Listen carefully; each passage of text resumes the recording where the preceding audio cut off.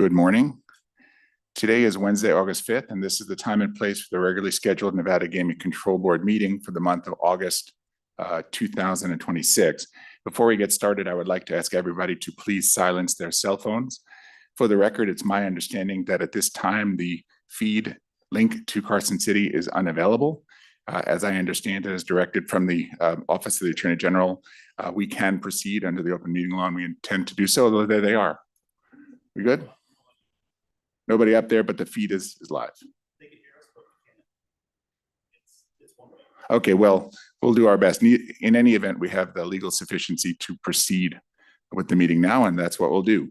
To begin with, to honor the 250th anniversary of our great country, we have a very special treat for you all this morning. So may I ask that you all rise and join us in singing the national anthem.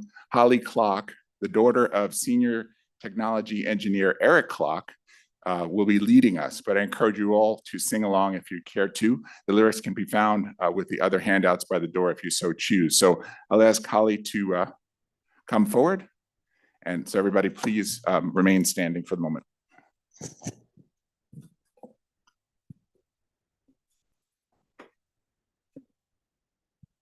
Hello. Okay.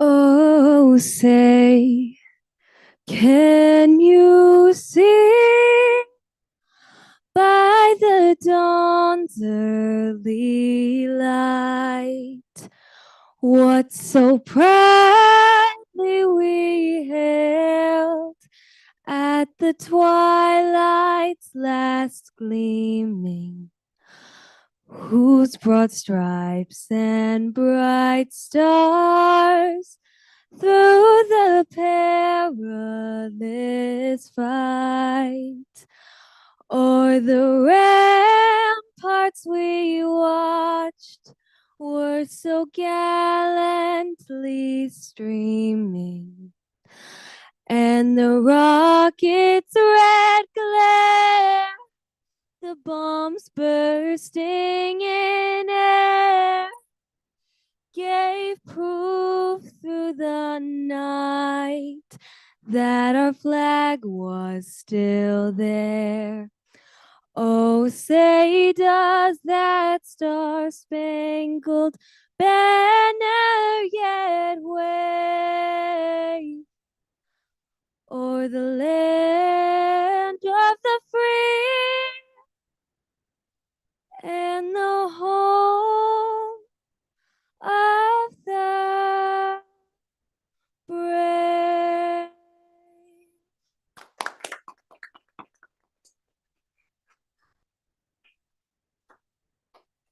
Wow, that was amazing. Everybody give her another round of applause. Holly, we appreciate you helping us honor our great country in that way. It was absolutely spectacular. Here is a certificate to memorialize the day and a gift for you. So thank you so much. Thank you. Thank you very much. Well done. Okay, very good. Holly Clark, everybody. Thank you.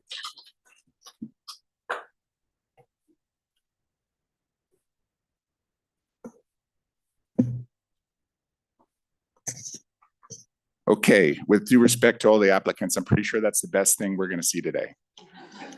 Madam Secretary, has our agenda been posted in accordance with the open meeting law? Yes, it has. Thank you very much. Today we'll be covering all items noted on our August agenda. So with that, Madam Secretary, let's proceed with public comments. This item is placed on the agenda to give the public an opportunity to comment on gaming-related matters. Anyone wishing to address the board may do so at this time. Comments by each person are limited to 3 minutes as a reasonable time, place, and manner restriction.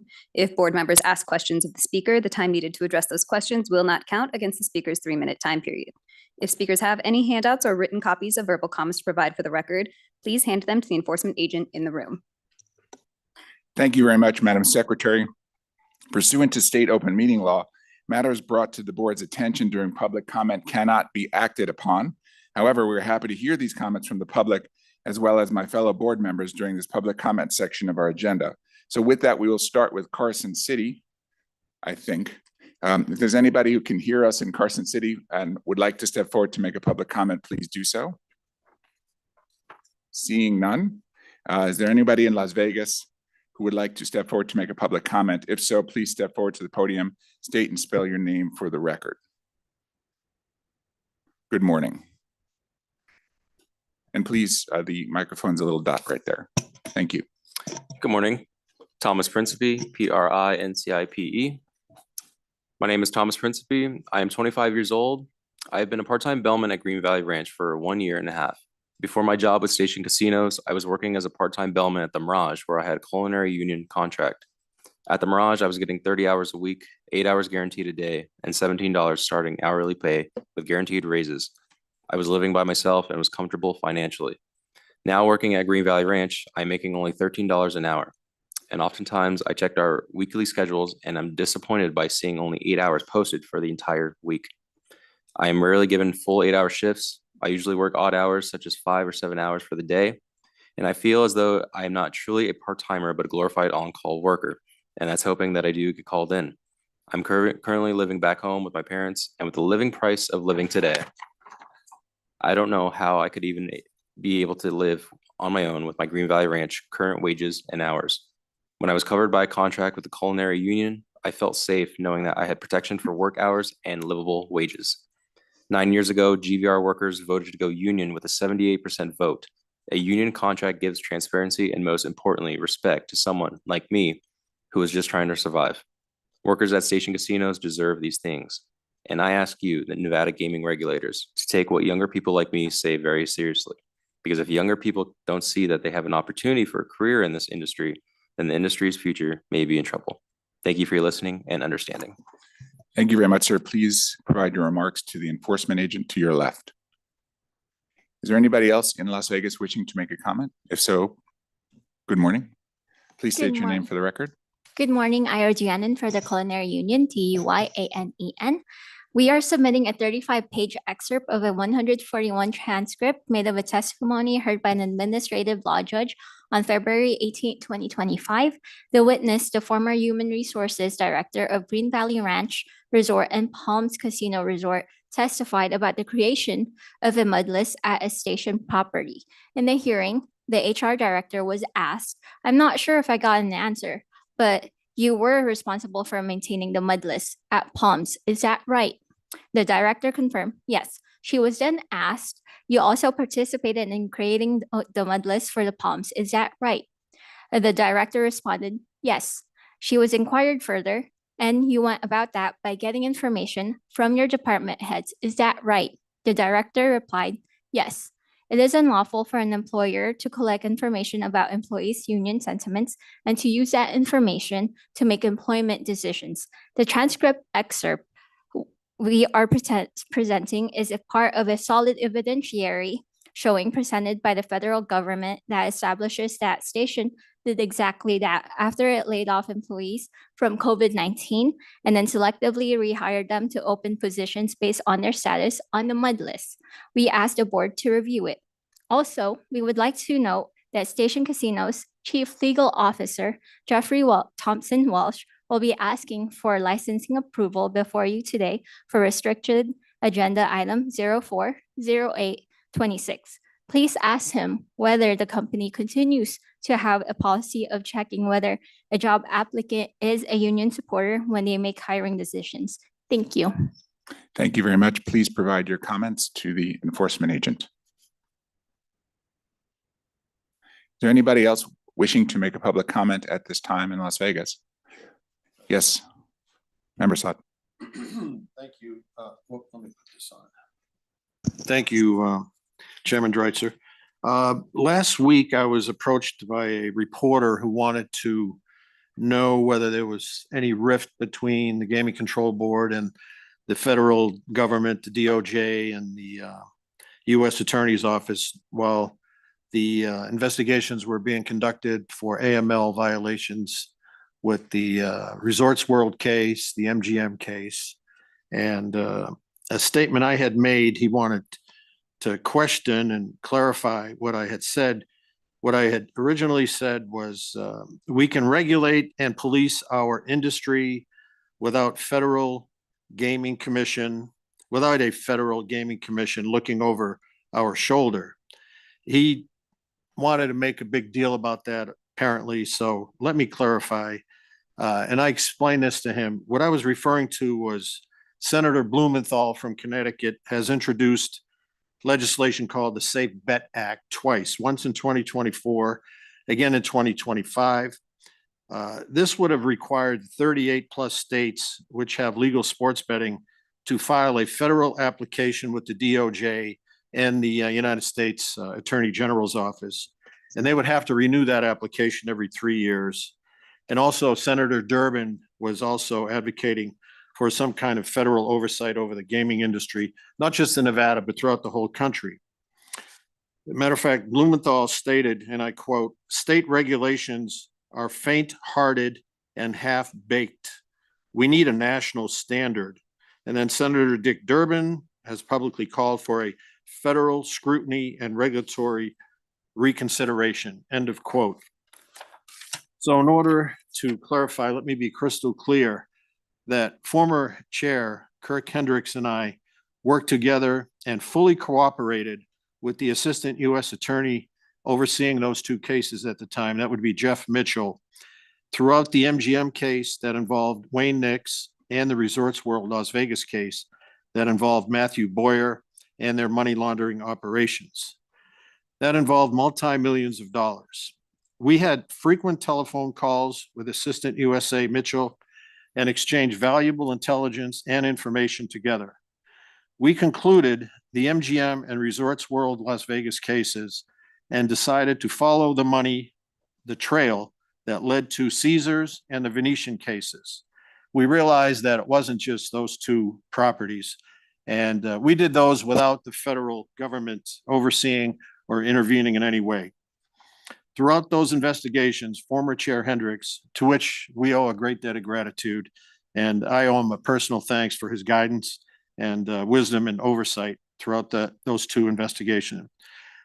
He and I would often discuss how best to get ahead of the curve and be proactive with regard to money laundering in Nevada casinos and how to change the culture that existed for years where casinos placed profits over compliance. For example, think about back in the 70s, Adnan Khashoggi played at the Dunes Hotel under the President Morris Shanker. That was in the early 80s. And another famous criminal, Jimmy Shagra, played at Caesar's Palace in the late 70s and early 80s. He was one of the worst and most notorious drug traffickers in the country at the time. And of course, the infamous Tony the Ant Spilatro, running up and down the Las Vegas Strip in the 70s and early 80s at the Stardust mostly. There was no oversight, no KYC, no verification of source of funds. They just let them play, as long as the money was not counterfeit. So many of the regulations that the Nevada Gaming Commission adopted at their April 26th meeting originated with former Chair Hendricks and I discussing ways to license the chief compliance officers, which is now codified in Reg 5.046, to improve training requirements to identify compliance members as officers and gaming employees subject to registration under NRS 463 and Reg 5.048 and others. And for that, I thank the Gaming Commission for adopting those recommendations. So just so the record is clear, many of the regulations recently adopted by the NGC were the brainchild of former Chair Hendricks, and for that, we owe him a great debt of gratitude. On behalf of the casino industry and the state of Nevada, former Chair Hendricks never hesitated to approve my request to place Mr. Nix and Mr. Boyer into the Nevada Black Book. That was important for many reasons. So in conclusion, we still have much work to do to stay ahead of the curve and not totally rely on the casino's self-reporting illegal activity. We can claw back some of those provisions that we gave up in Regulation 6A to the federal government, that we foolishly handed over to the federal government. Why you would want to give federal oversight to financial transactions in the state of Nevada when we had exclusive jurisdictions over those financial transactions is bewildering to me at the best.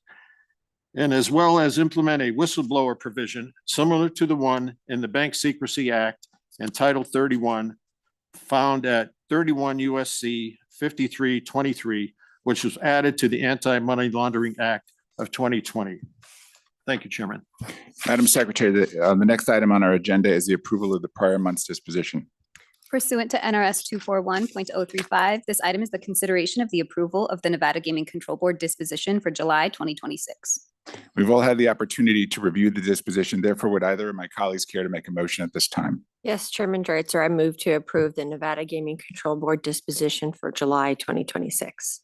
Very good. Madam Secretary. Member Assad? Aye. Member Sandal? Aye. Chairman Dreitzer? Aye, the motion passes. Thank you very much. With that, we'll turn to our non-restricted agenda. Our first item of business is a consideration of the matters on our non-restricted consent agenda. The board's investigation agents have worked up detailed files on these agenda items, and reports have been submitted to the board members. No areas of interest or concern were uncovered during the investigation. And because I'm not aware of any questions or issues with these items, appearances by the respective applicants were waived for this meeting. Madam Secretary, please read into the record the items on today's non-restricted consent agenda. Non-restricted number 8 are the applications of Jeffrey Siri for licensure as a manager and or key employee as noted on the agenda. Non-restricted number 9 is the application of William Hill Nevada 1 doing business as William Hill Race and Sportsbook, doing business at Gold and Silver Inn, Racebook and Sports Pool, doing business at Gold and Silver Inn for a non-restricted gaming license, Racebook and Sports Pool only. Thank you very much. Is there any discussion on these items by the board? No, thank you, Chairman. None by me. Yeah, none for me. Thank you. Thank you. I have no items to discuss here as well. So would either of my colleagues care to make a motion? Yes, Chairman Dreitzer, I move to recommend approval of non-restricted agenda items number 8 and number 9 on the non-restricted consent agenda as read into the record by Madam Secretary Rupert pursuant to the following conditions. For non-restricted number 9, number 1, the surveillance system must be inspected and approved by the Nevada Gaming Control Board Enforcement Division within 60 days of issuance of the state gaming license and thereafter be maintained at or above the standard that has been approved. Number 2, any change in any agreement or the creation of any new agreement between William Hill Nevada 1 and the licensed location must be reported to the board within 30 days of such change. Number 3, prior administrative approval by the Nevada Gaming Control Board Chair or the Chair's designee is required for William Hill Nevada 1 to convert a location from a kiosk-only operation to a manned satellite operation with or without a kiosk, or from a manned satellite operation with or without a kiosk to a kiosk-only operation. If any licensed location utilizes both a manned satellite operation and a kiosk, prior administrative approval of the Nevada Gaming Control Board Chair or the Chair's designee is required prior to closing for a period of excess of 180 days and reopening thereafter either the manned satellite operation or the kiosk. Last, number 4, except as otherwise provided for by the Nevada Gaming Control Board Chair or the Chair's designee, the ticket writers must be employees of William Hill Nevada 1. Thank you very much. Madam Secretary. Member Assad? Aye. Member Sandal? Aye. Chairman Dreitzer? Aye, the motion passes. We'll turn then to our non-restricted items held out for discussion. With that, Madam Secretary, please read into the record non-restricted item number 1. Non-restricted number 1 is the application of Robert Amarine for licensure as a key executive at Wynn Las Vegas LLC. Good morning, Ms. Okerberg. Good morning, Chair Dreitzer, Member Assad, Member Sandal, Madam Secretary. For the record, I am Erica Okerberg. I am Nevada Gaming Counsel to Wynn Resorts. Here with me today is the applicant, Bobby Amarine. He is here today as a first-time applicant, so I would like to ask him to share a little bit about his background and talk with you about his current duties and responsibilities. That'd be great. Please proceed. Good morning, Mr. Amarine. Good morning, Chair Dreitzer, Member Assad, Member Sandal. My name is Bobby Amarine. I appreciate the opportunity to appear before you this morning. I want to thank you for your consideration, and I also want to thank Agent Tiemann for her efforts in my investigation. By way of background, I am a native Nevadan, born in Reno. I later moved to Las Vegas at a young age.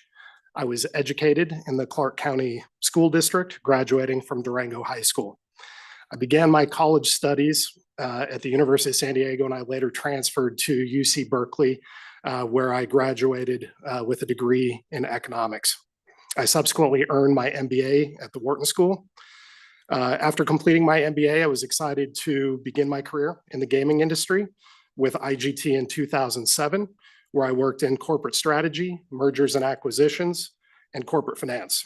I later joined a subsidiary of IGT, Double Down Interactive, as Vice President of New Business Initiatives, where I worked on strategy, operations, and new business opportunities until 2017. I joined Wynn Resorts in May 2017 as Vice President of Corporate Finance, focusing on capital markets, investor relations, and financial planning and analysis. My focus subsequently shifted to corporate development activities, where I focused on business development and strategic projects. In May of 2021, I became SVP of Strategic Partnerships with WSI US, which was a former subsidiary of Wynn Resorts, operating as WynnBET. In that role, I focused on developing market opportunities and establishing partnerships to advance the business. I transitioned back to Wynn Resorts shortly thereafter in November 2021 as SVP of Corporate Development. I was in that position until June of 2025, when I was appointed SVP of Finance and Chief Financial Officer of Wynn Las Vegas. As SVP of Finance and Chief Financial Officer of Wynn Las Vegas, I'm responsible for overseeing the financial operations of Wynn and Encore Las Vegas. I report directly to Brian Goldbrands, and we meet frequently, often multiple times per week. In my position, I oversee multiple departments, which include accounting, financial planning and analysis, credit and collections, cage operations, purchasing, payroll, and workforce administration. I meet regularly, usually weekly or biweekly, with my 9 direct reports to plan, review, and make decisions pertinent to financial or operational matters related to the business or the functions that I oversee. With that background, I'm happy to answer any questions you may have. Thank you very much, Mr. Emerine. I can say, in looking at your application, it does appear that compliance is genetic. It's a very clean. You obviously have a very strong background. And with that, I, of course, refer to your father having been on the Gaming Control Board. So with that, talk to me, if you would, about how you manage your 9 direct reports. I know you mentioned it briefly, but what's your management style? How does that work? Obviously, that's a fairly large amount of responsibility. So talk a little more about how you address that. Yes, absolutely. I spend quite a bit of time with them directly throughout a week. I have standing meetings, either one-on-ones or ad hoc meetings that are on various topics related to the matters that we need to address. I meet all hands with my team every 2 weeks. I'm accessible to them again for any requests for meetings that they have. So I'm very accessible. Very good. What is your role with Wynn International Marketing? Can you talk about that? Yes. So Wynn International Marketing is a marketing branch office of the company, and I serve as assistant treasurer. So I am involved in reviewing financial information and materials and working with our auditors in that business. Very good. How long have you had that role? Since beginning my role as Chief Financial Officer of Wynn Las Vegas, roughly. Very good. Just stepping back into your background, Double Down, could you describe your activities at Double Down and give us a little bit of background about what occurred with Double Down? Yes. So Double Down was a company that IGT purchased in 2012. And so given my role in corporate strategy and mergers and acquisitions, I was quite familiar with that business. It was a business in the social casino industry that was growing pretty quickly during that time. And we underwent a merger with G-Tech at IGT in 2015. And I was tasked with operating post-merger integration. And so it became clear as the new leadership team took root with G-Tech and IGT that business at Double Down needed a little bit of a strategic review. And so after I completed my assignment with post-merger integration activities, I was given the opportunity to go to Double Down and commence that strategic review. So I went up there in 2016 to Seattle, where I was involved in strategy and operations, and then continuing on to some of our new business initiatives and launching new additional social casino apps. So given your background, was that different for you at that time? It was a move into a more operational role where we were focused very much on driving revenue growth and managing costs. And then my background at IGT was certainly rooted in technology, but as I moved to Double Down, it was much more in mobile and digital. And so very technology oriented, very much focused on product development and marketing within a digital environment. So there are a lot of new skill sets that I had to develop, and a lot of different things that I was exposed to. Thank you. Two more areas I just wanted to talk about briefly. Number one is speak to the compliance culture at Wynn at this time. What your view of it is and how you ensure that you're doing everything necessary to support a very strong culture of compliance. Yes, absolutely. Well, I consider myself a beneficiary of a lot of great work done by some of our corporate executives over recent years.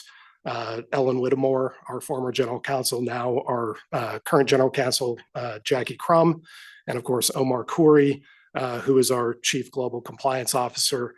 They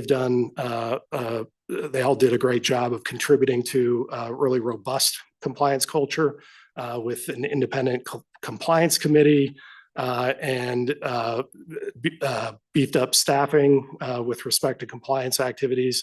And so when I think about supporting that culture, it's really important for me to emphasize the importance of doing things the right way, being engaged with the compliance staff with respect to open communication, full transparency, and really strong collaboration. And so I'm working with Mr. Khoury and Ms. Crum frequently to ensure our teams are trained and focused on the compliance matters pertinent to the functions that I oversee. So that includes our internal control systems and our AML practices. Okay, now with respect to the CFO role, to the extent that you can share, certainly I understand your potential limitations as CFO of a public company. Can you speak to Wynn and in terms of performance and outlook? Let's start in Las Vegas. Yes, so we reported earnings yesterday. We had a very healthy first half in Las Vegas, and so seeing very healthy demand, and we've got a lot to be excited about in the back half of the year as we get to kind of a seasonally stronger period going into the fall. Solid convention calendar, of course, a lot of great citywide events in town, whether it's the Raiders or Formula One, that tends to really benefit our business. We're continuing to invest in our product and service. We opened a couple exciting new venues earlier in the year: Sartianos, an Italian restaurant, and Zero Bond, private members club, that have been well received, and those venues are ramping well. And we're also engaged in investment in renovating our Encore tower, and so maintaining our product at the highest standards and continuing to deliver great service levels, I believe translates to the financial results that we're enjoying. How does that reconcile with the numbers that the visitor volume is down? How do those work in tandem? What are your thoughts? Yeah, so we at Wynn serve the luxury segment, so we serve the higher end of the market, and so I don't know necessarily that as the market goes with respect to mass tourism that our business goes. We're seeing great pockets of healthy demand among our consumers, and so I think so far we've seen really good healthy demand this year.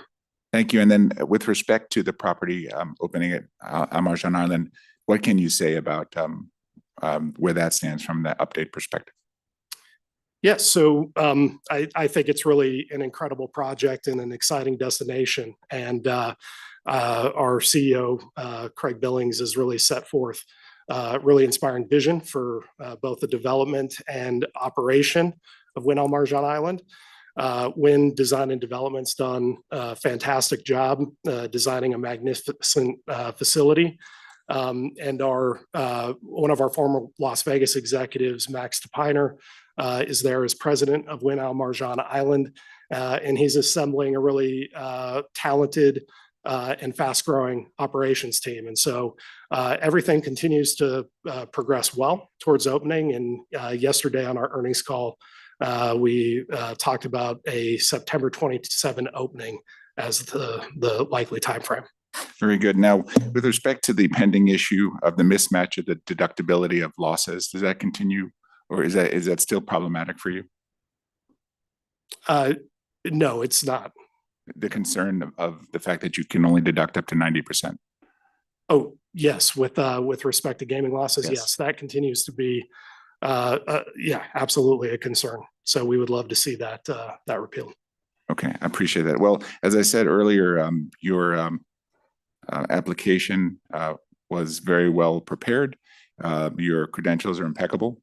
And so I am very happy to support your application. Thank you. Thank you. Member Saad. Thank you, Chairman Dreitzer. I too am happy to support your application. You're eminently qualified, stellar resume, Wharton School of Business, MBA, doesn't get much better than that. Being a local native in Nevada, that also helps. So congratulations for being a local boy, doing well. And Ms. Okerberg, always great to see you. It's a great application, very thorough. You've got a lot of work experience in the industry. Just to follow up a little bit on what the chair mentioned about compliance, you mentioned Ellen Whittemore and Jackie Crum and Omar. That's the new team. Well, Ellen was there before, but Jackie and Omar, they're part of that new team. And they're doing a great job, and I'm glad they're in place. But before that, do you recall with the Chinese folks coming over here and doing all kinds of nefarious money laundering activities by fronting money through basically loan sharks? They called it flying money in Chinese lingo. They had the flying money tactic, and then they had the human head tactic, where basically they were using mules to fund various accounts. And then the money laundering took place through loan sharks that would be placing money, paying off markers, taking it back. They would get a cut, and the federal government wound up fining when, do you recall, 140 million or something like that, was it? Yeah, it was a disgorgement. And Right. so it was related to the profits, and it was over How many 100 do you million. recall? Was it $140 million, something to that It was effect? around there. Yeah, and then we fined Wynn $5 million. And by the way, the media had it wrong. They came up with a figure of 34 million that this board has received. It goes to the general fund with Resorts World, MGM, Caesars, and Venetian. It's 39 million. They omitted the 5 million that the Wynn had to forfeit to the Gaming Control Board to settle that case. But were you there during any of that? When that was like a 9 or 10 year operation. Were you there at all? Like in 2017 to 2021, it says you were VP of Corporate Finance. Do you recall any of this taking place? So yes, I was VP of Corporate Finance from 2017 to 2021. At a corporate level, I didn't have much focus on or insight into the specific casino marketing operations and financial transfers at Wynn Las Vegas. And that's why we've done a lot to create these new regs that we want to license the chief compliance officer where they weren't licensed before. We want to separate the marketing department from the corporate compliance department so that there's no conflict of interest there. So basically, what would you recommend or suggest for us to get ahead of the curve moving forward? Any ideas on how to get ahead of the curve when these things take place? Because, you know, they're probably not going to go away. There's probably going to be other bad actors. Vegas is a great place to try to launder money because of the sheer volume of money that moves through this city. Do you have any ideas or suggestions that we may be able to implement? Yeah, so, well, I think there's been a ton of great work done already, I think, in terms of establishing an independent compliance function with the access to the C-suite and with the resources to look at all the transactions that take place in the business. And so I think, you know, some of the ongoing regulatory changes that promise to be made with respect to licensing that compliance officer and the business transactions as well. That those would Independent be- agents. And independent agents, those are all, yes, good moves to, I think, continue to protect the industry on this front. You know, I'm not going to mention the casino, but there was a CFO at one property where 44 SARs were filed against Matthew Boyer. And because we gave up Reg 6A, we don't get those SARs. They went to FinCEN. So what would you do as a CFO if you were in a compliance meeting and 44 SARs are filed on one individual?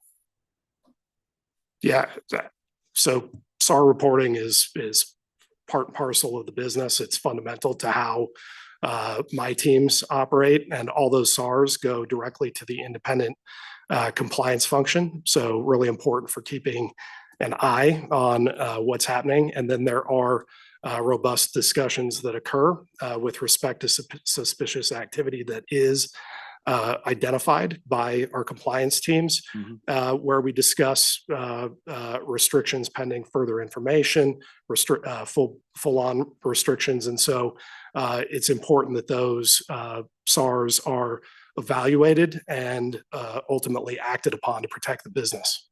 Yeah, I mean, it's obviously it was money laundering. So I would hope you would notify the enforcement division of the Gaming Control Board, not just Absolutely, FinCEN, yes, but we'd like to know about those things too. So absolutely. again, that's why I say we should never have given up Reg 6A. It gave us a tool to oversee financial transactions within the casinos. And now through some of these regs that we're implementing, we're trying to claw back some of those provisions in 6A so that we have more oversight, or as much oversight as the federal government does. So hopefully moving forward, are you going to be on the compliance committees, by the way, as a CFO there? I am not on the compliance committee. Okay. All right. Well, hopefully you'll pass that on to the folks on the compliance committee, that when they see something suspicious, and when you have, say, 3, 4 more SARs, suspicious transaction reports, or suspicious activity reports, or suspicious incident reports, SAIR, you know, that the red flag should go up, and that just pick up the phone and call Chief of Enforcement and say, I think you folks need to know about this. That would really help, and I would appreciate it. So again, Yes. I'm more than happy to support your application. I wish you all the best. Absolutely. Thank you. Very good. Thank you. Member Sendall. Thank you. Good morning. Good morning.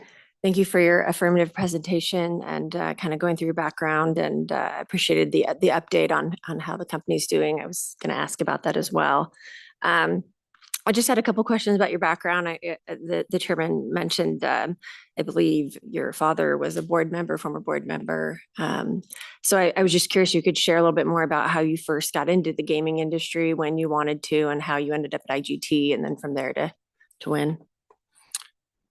Yeah, absolutely. Yeah, so my father did serve with the Gaming Control Board when I was young, and he spent most of his career focused on gaming compliance and regulatory work. And so growing up here and with him being in the industry, I've had a lot of exposure to the industry in my life. And so as I was completing my education, I was really interested in joining an industry that was near and dear, where my family has made a living, and many of our friends and extended family members have made a living. And so, you know, I was excited when, you know, researching opportunities after graduating from Wharton. I had an interest in going into corporate finance and corporate strategy and doing some mergers and acquisitions work. And through one of my classmates at Wharton, I got connected to IGT, and they happened to be hiring for that specific function that I wanted to get into. So I was fortunate to have the opportunity to get hired in there and focus on that work straight out of Wharton. That's great. And I noticed you transferred schools too. So what precipitated the motivation to transfer from USC to Berkeley? Yeah, so really enjoyed my time at University of San Diego. As I went through my first couple years, I became very focused on economics research. At that time, I was considering whether I might take the path of going for a PhD in economics. I really enjoyed that work and statistical work and mathematics behind some of the economic research topics I was looking at. And so UC Berkeley has a tremendous economics program. And so felt I would be well served by transferring there and studying in that program. That's great. And you've never been licensed before in Nevada, but I did read that you started to go through the licensing process in New York. Could you just tell us a little bit about that and then why? I don't believe that ever got finalized just because it wasn't necessary. Yes, that's correct. So this was in connection with my work with WSI US, the WinBet subsidiary. There was, as the New York market was opening up to mobile sports betting, there was an application RFP process. And as part of that process, many members of the management team were required to file, and it wasn't really clear as to the requirement for me to file, but we did so anyway. And then we ultimately did win the award in New York, and that application, I never really heard much on it from there. Understood. And I appreciate you talking about kind of your current job responsibilities and how the properties are doing. Can you tell me a little bit, do you travel much in your position at all? Are you pretty much fully based in Las Vegas? You mentioned Al Marjan. Have you been out there? Do you intend to? So with my current role focused on Wynn Las Vegas, I don't travel very much at all. I'm based on property and spend most of my time there. I'll rarely travel, and within the past year, I've been on one trip with respect to Wynn Al Marjan Island, where we did some marketing, casino marketing planning with our group out in London. I expect that there may be some additional opportunities for us to help that team out there as the buildup towards opening really continues. So, but aside from those situations, I don't anticipate traveling much. Understood.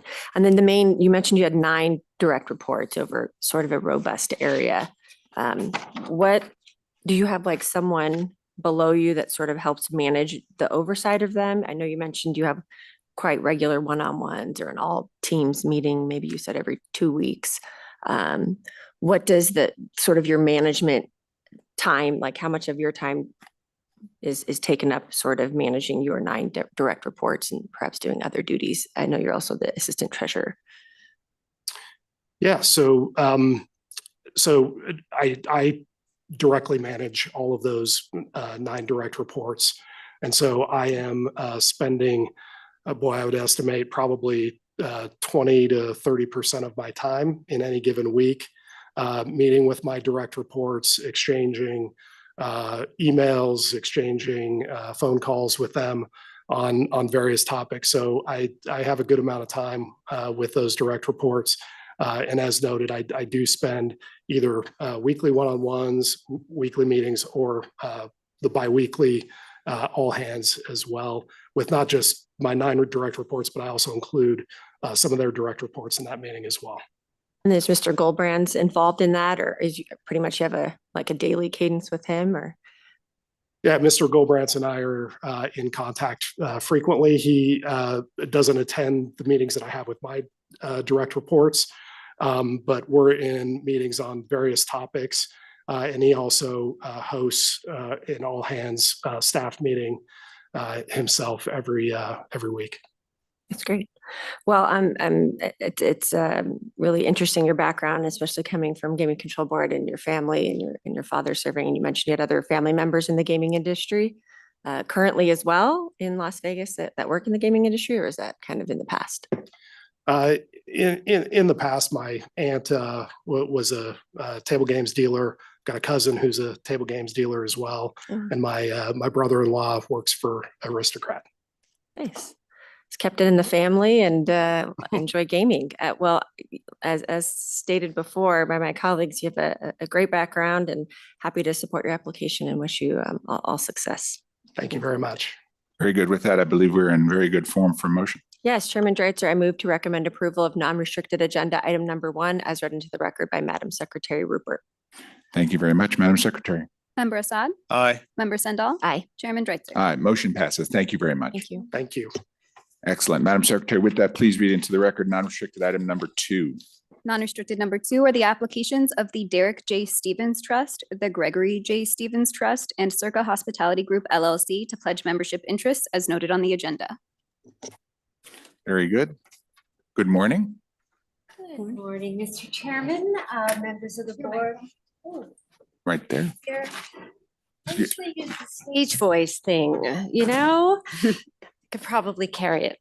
Good morning, Mr. Chairman, members of the board, Madam Secretary. For the record, Kate Lowenhar Fisher here on behalf of Circa. It was funny sitting back there because I texted my old friend Dennis because I realized I hadn't been in touch with him in so long as we worked together for Paragon. And I said, I'm just watching your illustrious son at his hearing. So it's fun when we have the multi-generational talent coming up here. So with me today, I have Susan Hitch, the CFO of Circa. This application concerns some, I would call it refreshed pledges. What we have is a refinancing of outstanding indebtedness and to increase, actually it's to decrease the senior secured credit facilities for Circa to $290 million, 190 of which is revolving and $100 million term loan. The terms of the amended and restated credit agreement do allow for a total increase to 390, subject to certain conditions. And with that, we have new equity pledges that are here before the board for approval.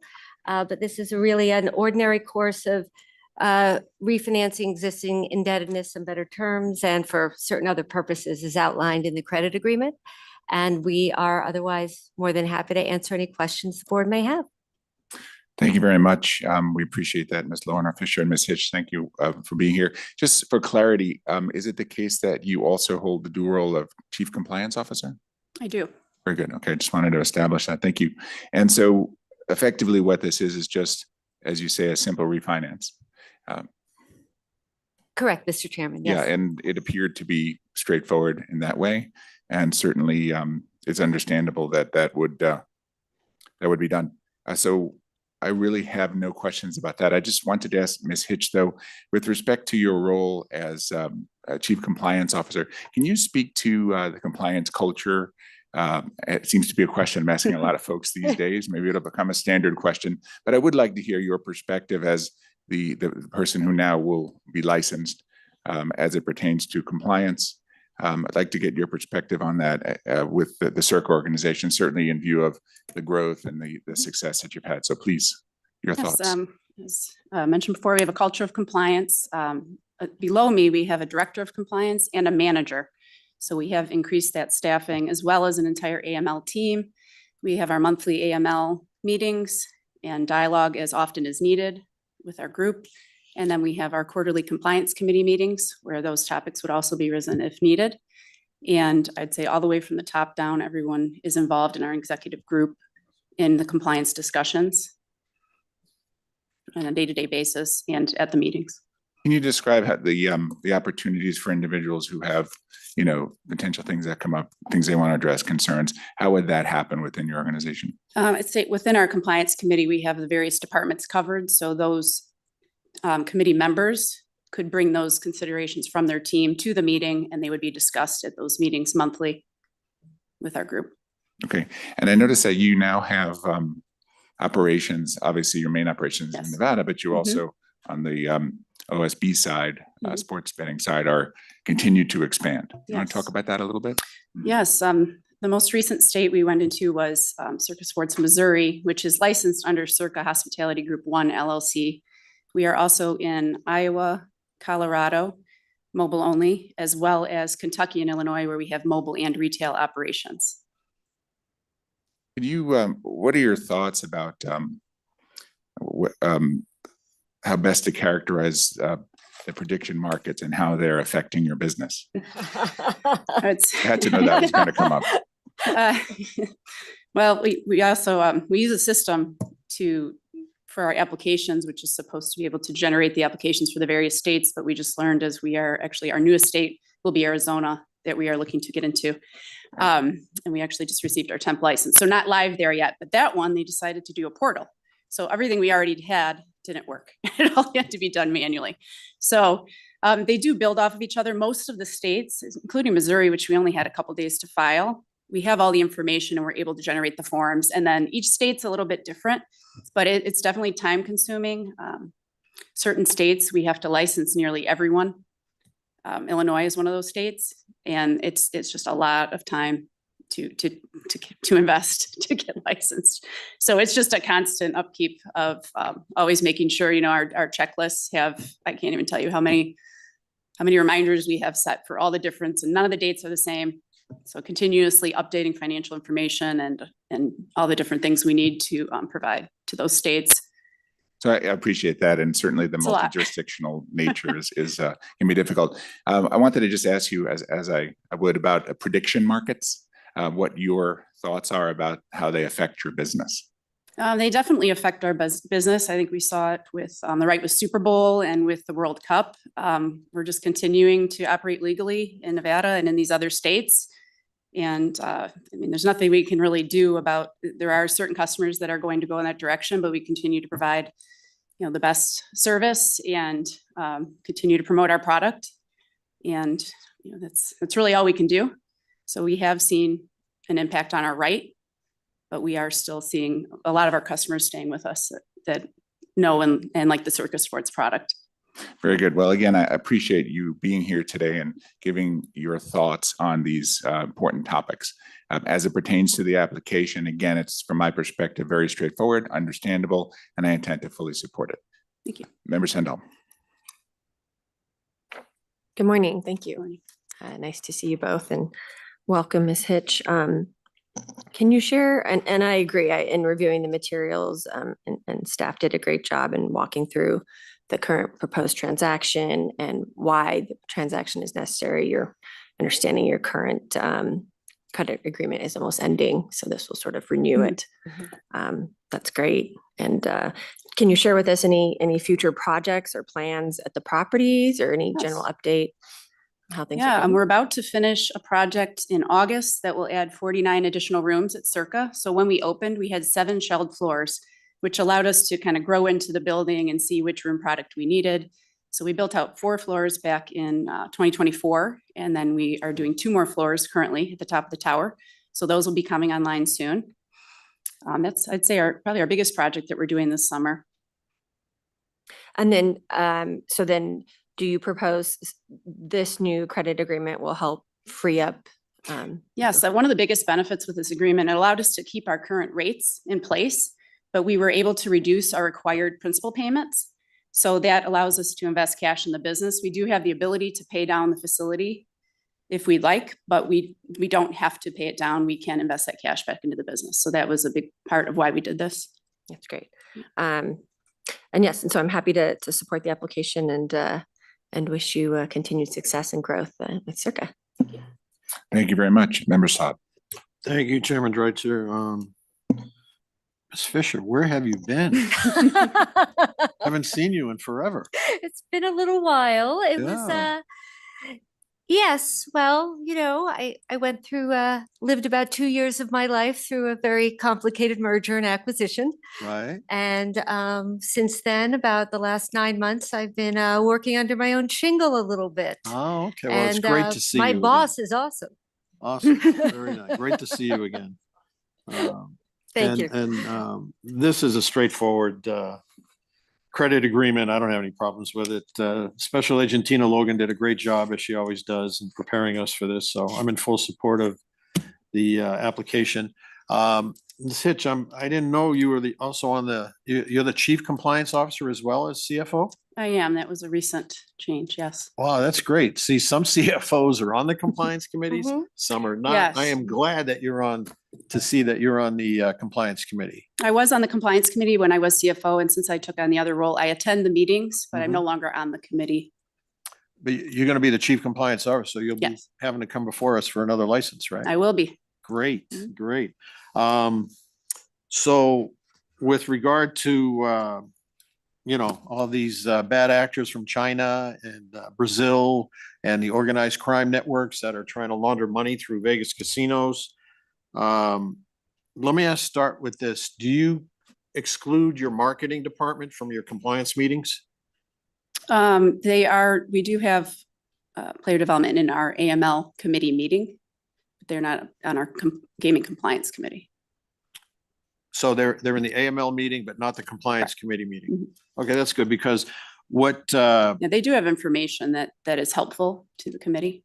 well, So what it we've does help seen having them in the meetings, yeah. for the last 4 years that I've been doing this with, Resorts World, Caesars, MGM, Mhm. Venetian, that the marketing department comes in when the compliance committee says, Mr. Matthew Boyer is a bad dude. He is money laundering, and Mr. Wayne Nix is a bookmaker, and we all know that.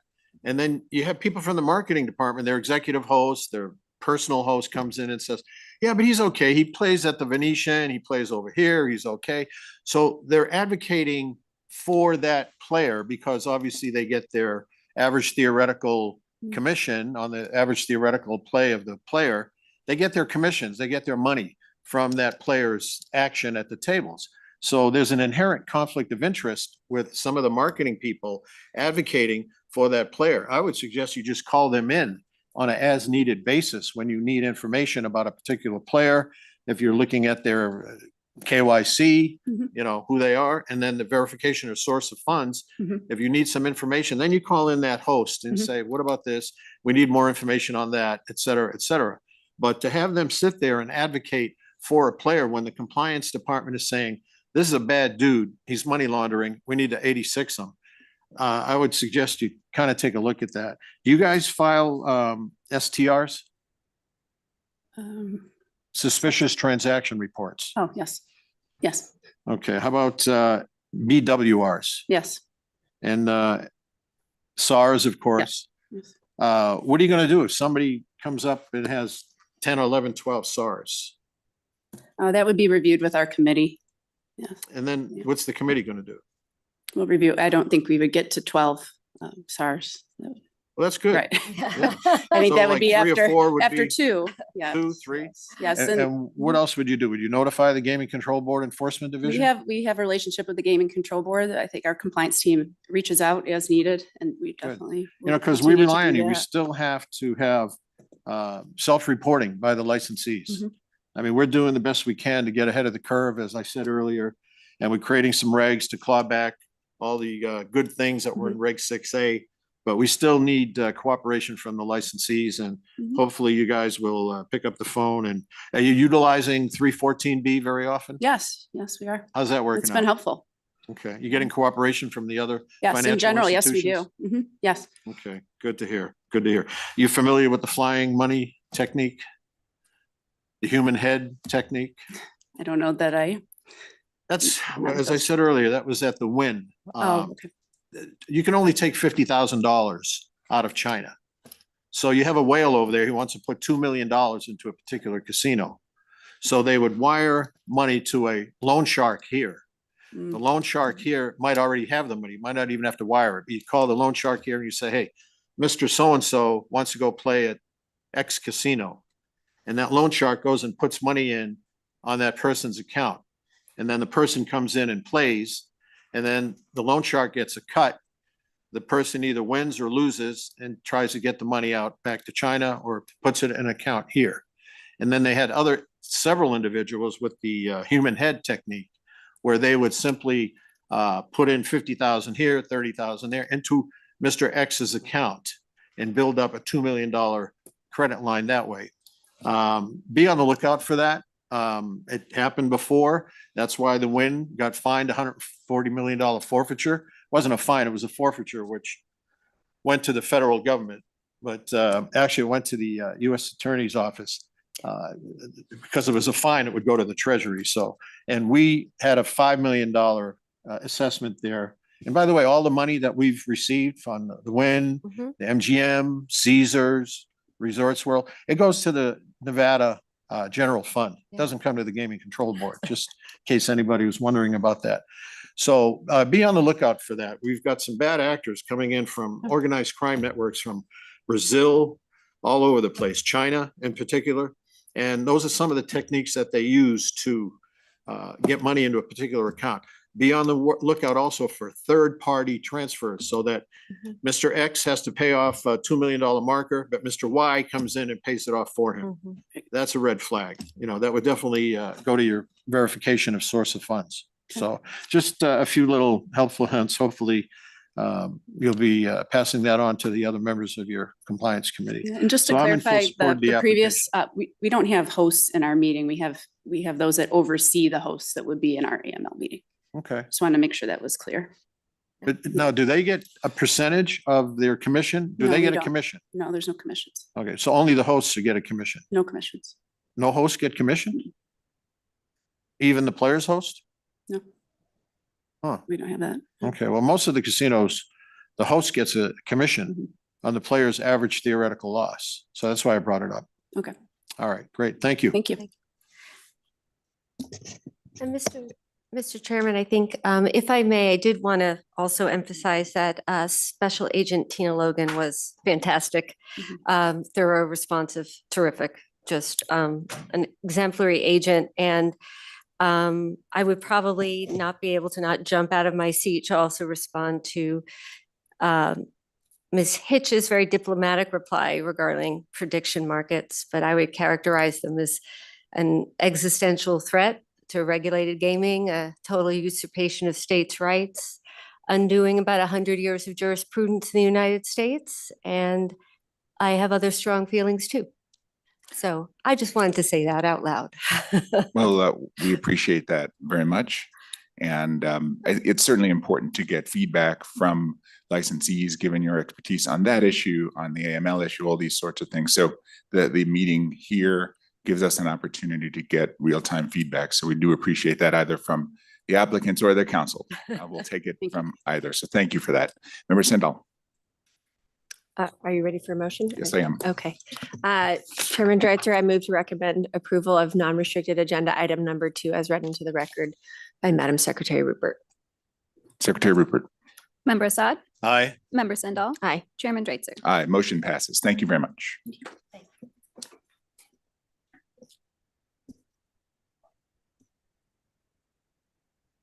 Very good. Then, Madam Secretary, with that, please read into the record non-restricted item number 3. Non-restricted number 3 is the application of Michelle Rufenstein for licensure as a key executive at Circus Circus LV LLC. Morning, sir.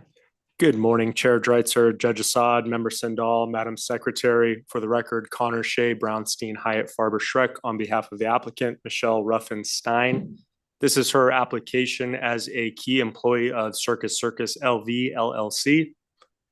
Before I turn it over to her for some brief remarks, I want to address at the outset, I do understand there are no areas of concern with regard to the applicant, but there is an area of concern that another member of the organization did not timely file their materials.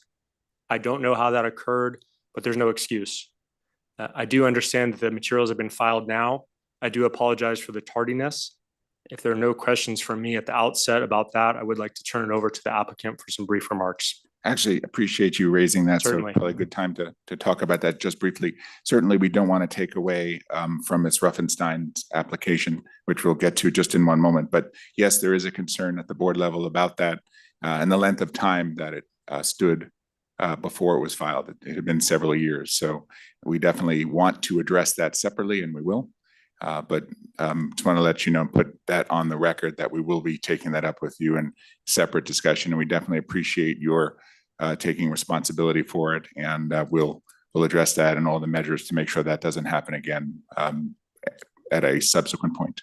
Agreed. We're happy to address that during the investigation of those materials, but the headline is it's unacceptable to the licensee, unacceptable in our viewpoint as well, and we will do everything we can to remedy the tardiness. Well, we thank you for that. And with that, yes, we would certainly welcome Ms. Ruffenstein to present her credentials. We thank you very much for being here. Good morning. Thank you. Good morning, Chair Dreitzer, Judge Assad, Member Sandell, and Madam Secretary. My name is Michelle Ruffenstein, and I'm an applicant for licensure as a Vice President of Circus Circus LV LLC. First, I would like to sincerely thank the Nevada Gaming Control Board agents for their professionalism, guidance, and thoughtfulness throughout this process. I am especially grateful to Senior Agent Dave Hearn, whose patience, professionalism, and willingness to answer my many, many questions made this lengthy process much easier to navigate. I truly appreciate his time, guidance, and dedication. By way of background, I have dedicated my entire career to the hospitality industry. I studied communications at the University of Kansas and have proudly worked for Marriott for the past 32 years. I began my career at the front desk, advanced into sales and catering, and today I serve as the general manager of the Wichita Marriott Hotel in Wichita, Kansas. Throughout my career, I have been committed to exceptional guest service, developing talented associates, and maintaining the highest ethical and operational standards. Leading a full-service hotel has given me extensive experience in financial oversight, operations, regulatory compliance, and caring for both our guests and our employees. I would also like to clarify that I am not relocating to Las Vegas and do not plan to work at the Circus Circus. My intention is to continue serving as the general manager of the Wichita Marriott Hotel, a position I truly enjoy and intend to remain in. My application for this license is solely in connection with my role as Vice President of Circus Circus as part of my family's long-term estate planning purposes. Thank you for your time and consideration. I would be pleased to answer any questions that the commission might have. Thank you. Well, thank you very much. We appreciate that background, and certainly you have a very extended and exemplary history in hospitality. So Thank you. we appreciate that. Do you want to talk about your journey? It's a rather unusual in a good way for you to have been with the one property from the bottom all the way to the top. So do you want to Yes. talk a little bit about your journey there? Yes, absolutely. I started at the front desk and went into as a sale, and then I went from that position to a sales assistant position. From there, I graduated to catering sales and booking weddings and special events, which I found delightful and fun. And then I went to the sales part and booked conventions and meetings and leadership boards and things like that, and really appreciated that. From there, I went to director of sales and then navigated my way into general manager when that position became available. I've been in that position for the past 20 years. Wow. Okay. And so you're a first time applicant here? I am a first-time applicant, yes. And what's your impression of this foray into the gaming industry? What's your impression of the application process? And Well, all it's very thorough, and I really have enjoyed the process throughout. And I've learned a lot here today from listening to the other people testify, because it's just, there's so much to it that I'm in the hospitality industry, but not really associated with gaming at all. So it's been interesting. Thank you. Thank you. And certainly it makes sense from a estate planning standpoint that you mentioned. Your background is, again, exemplary in the area of hospitality, and I intend to fully support your application. Thank you, sir. Thank you. Member Assad. Thank you, Chairman Dreitzer. Mr. Shea, nice to see you again. It's been a while. Likewise. Yes. And thank you for being here. I appreciate you My being here in pleasure. person. You're really basically is just estate planning. more or less. Exactly. You're not going to be active in day-to-day operations. No. Great. Great. So, yeah, you're eminently qualified. I'm in full support of the application. And basically, I just wanted to say that your dad is going to be remembered as one of the icons of Las Vegas. And we thank him for all the employees that he has put to work. You probably don't have the exact number, but it's in the hundreds between the TI and Circus Circus. Yes. A lot of mouths that he has fed, Mhm. a lot of kids that he helped go to college. Yes. And we're deeply indebted to him as one of the great people and icons of Las Vegas. So please extend my well wishes and thanks to your dad. Thank you. I sure will. He's getting up there in age, which is why this process is happening. Understood. But I hear he's still pretty sharp. Oh, very sharp, There you go. very sharp. Thank you. You're very welcome. And I'm in full support of the application, as I Thank you. said. Thank you, Chairman. Thank you very much. Member Sendell. Good morning. Good morning. Welcome. Yeah, I enjoyed reading your background. I had a couple questions. I was just curious. I know you went to school and then you also studied in London. I at an art did. college. If you could tell us a little bit about that and just what you Yes. studied. That was a real fun experience for me. And I did that through Johnson County Community College and was able to spend a semester abroad studying marketing and other liberal arts over there in London and made a lot of good friends and just had a great experience. Yeah, no, I was, reading so many, backgrounds and that just stuck out to me and I thought that was pretty neat. Thank you. I also noticed that you serve on Visit Wichita as Yes. an outside directorship role. Is that a Yes. paid I position, have- unpaid? no, it's And tell us unpaid. about how you got involved and what that entails. Completely voluntary position. Being in the hospitality industry and serving as a general manager of a hotel, it's very important to be very involved with the community. And Visit Wichita is our Convention and Visitors Bureau. And so I've been on the board for a very long time, and then I served as the chairperson of the board for 2 years. And so I just feel it's very, very important to be active, especially on that board, because they're the ones who bring the tourists to town and, bring the large conventions. In fact, we've got the NCAA first and second round coming back to Wichita. And so that was quite a wonderful achievement for us to have earned that. as Yeah, well. congrats. That's Thank huge. you. And I see you hold, I think, the best position on any board, which is immediate past chair. Yes, exactly. Thank you. Congrats on reaching that level. Thank you. And then I think as the chairman mentioned, and you've already stated your involvement here, this is totally, you're not involved, you're not on hands, operationally involved in the gaming operations circus. Okay. I also, last thing I noticed that was hoping you'd share more about is you have some horses and they are like, they compete and they They do. won an honor. Can you tell us a little bit about that? Yes, absolutely. I love horses. I've also rescued off the track thoroughbreds because they deserve a home after racing. They only raced for a few years.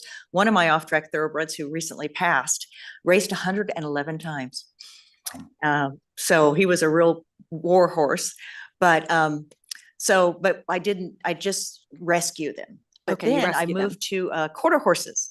And they are wonderful horses and my trainer competes on them. I own them and she's won several competitions. Yeah, some of that was noted in your report. And I Yes. thought, wow, that's very interesting. I just love So- horses.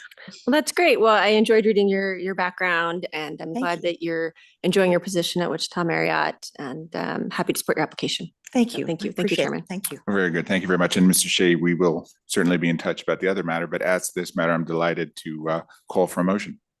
Yes, Chairman Dreitzler, I move to recommend approval of non-restricted agenda item number 3 as read into the record by Madam Secretary Rupert.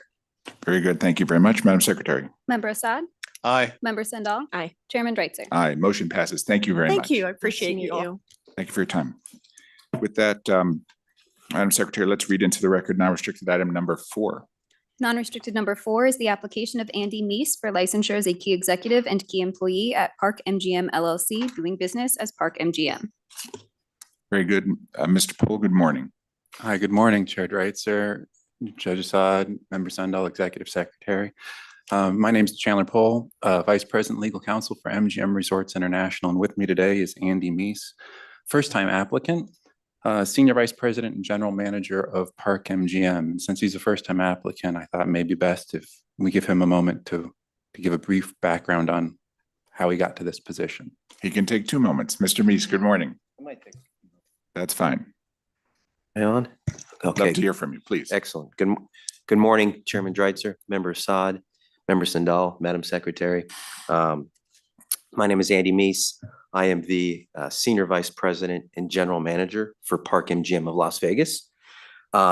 Little background maybe on myself as well as I kind of tell my story. I'm originally from Southern California, grew up in Los Angeles, family of four, mom, dad, brother. I have an identical twin brother. We were there for the first 14 years of our life and moved to Las Vegas over 30 years ago in 1995. So I'm pretty much a native in Las Vegas at this point. Went to high school out here, graduated from Cimarron Memorial. And then I attended UNLV. I actually was studying accounting and finance. I thought that was more the path I wanted to go on. And I was 19 years old, going to school, obviously working, going to school, and got my first job, not my first job, but the first job in the business at Treasure Island at the front desk. They worked around your school schedule. I could go to school and learn a little about the business. Sure enough, that was over 26 years ago. And I've been in the company ever since. So I started at the front desk on call and really fell in love with the business. Pretty quickly, I realized I had a passion for hospitality, for taking care of people, ultimately leading and influencing people. And I've spent my entire career with MGM Resorts. I've worked at multiple properties. See, it's listed on my application. I started at Treasure Island. Most of my time is in hotel. It's where most of my expertise is in. I spent a little time in sales and convention services at Treasure Island.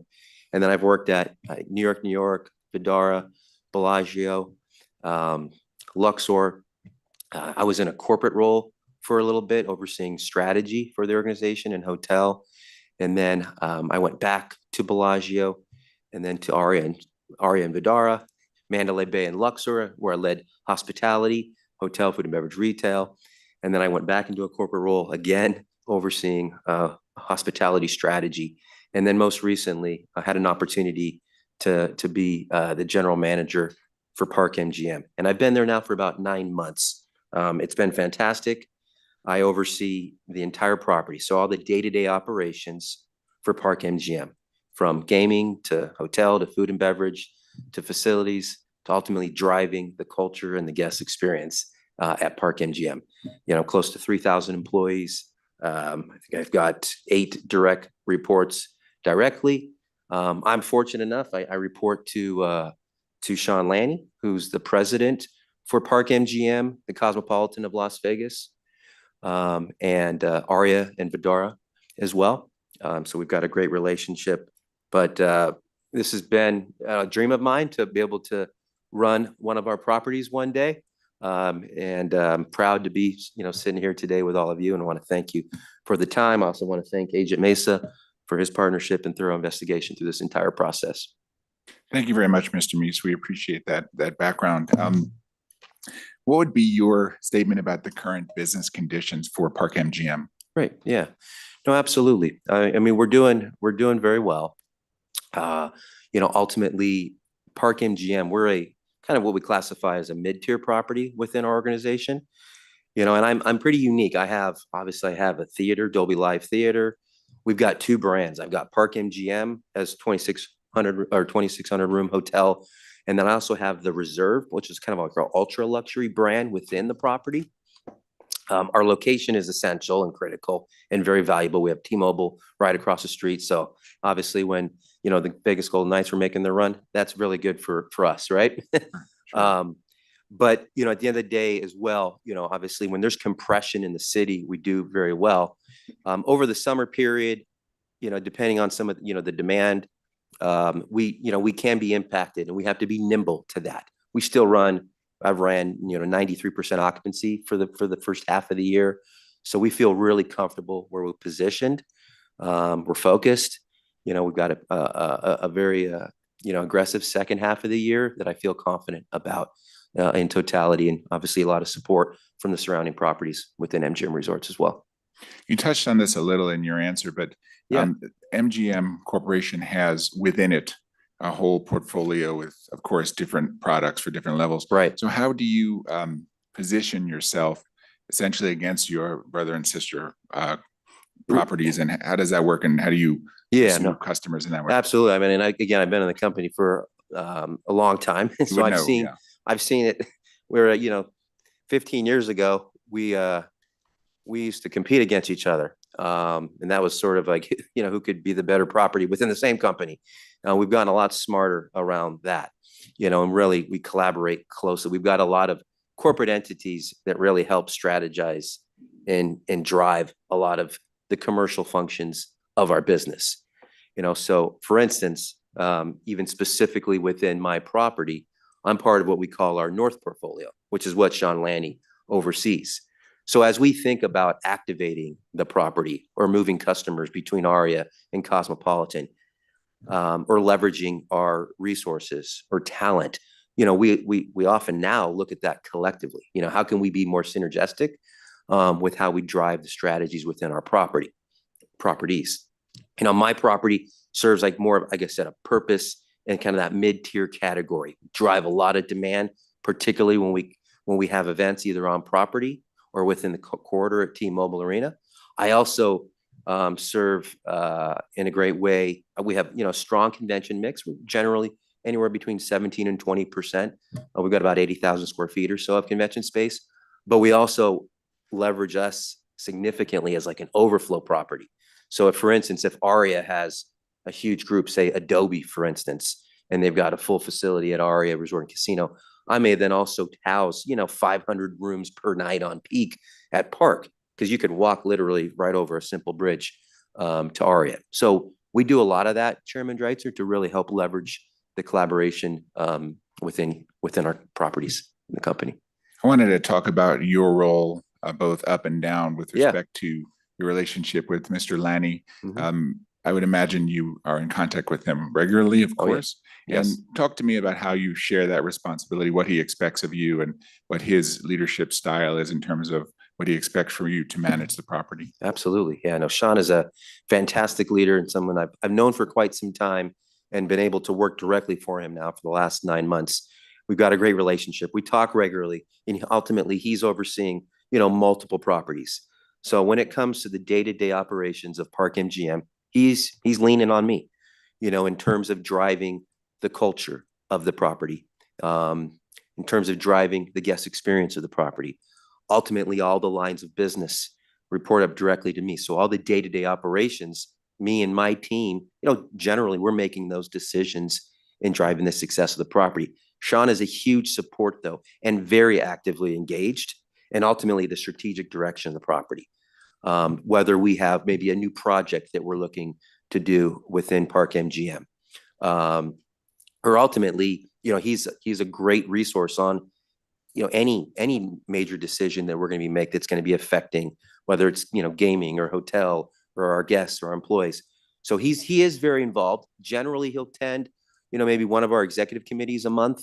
And then we have regular meetings, myself and him, on at least a bi-weekly basis, generally talk to each other probably every day. And then, ultimately, as we're making decisions that impact the property in a little bit, more meaningful way, we talk through it with Sean as well and make sure we're fully aligned before we make, a major decision. Thank you for that. And how many direct reports do you have? I have 8. 8. Yeah. Talk about your leadership style and how you manage such a diverse portfolio of obligations. No, absolutely.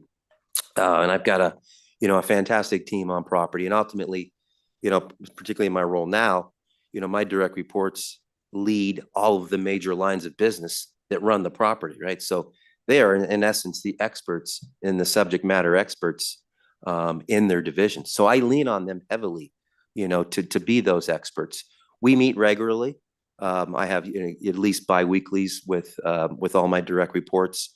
But generally speaking, we're talking multiple times throughout the week. I've got 3 or 4 of them that actually sit within my executive office, and we're the type of executive committee in general that collaborate, communicate very regularly. We make decisions ultimately, a lot of the times as a team, and we really bounce ideas, debate off each other. I am a service leader. I want to really help develop them and grow them in their role. It's kind of cool at Park MGM. We've sort of defined our property as kind of a great property within the MGM platform to develop kind of next level leaders to get ready for the Bellagio or the MGM Grand or the Aria. So my goal is to, some of my direct reports is to continue to groom, develop them, get them exposed to be ready to even take on a larger property within our portfolio. Very good. Talk, if you would, about the compliance culture within BetMGM and within your area of responsibility.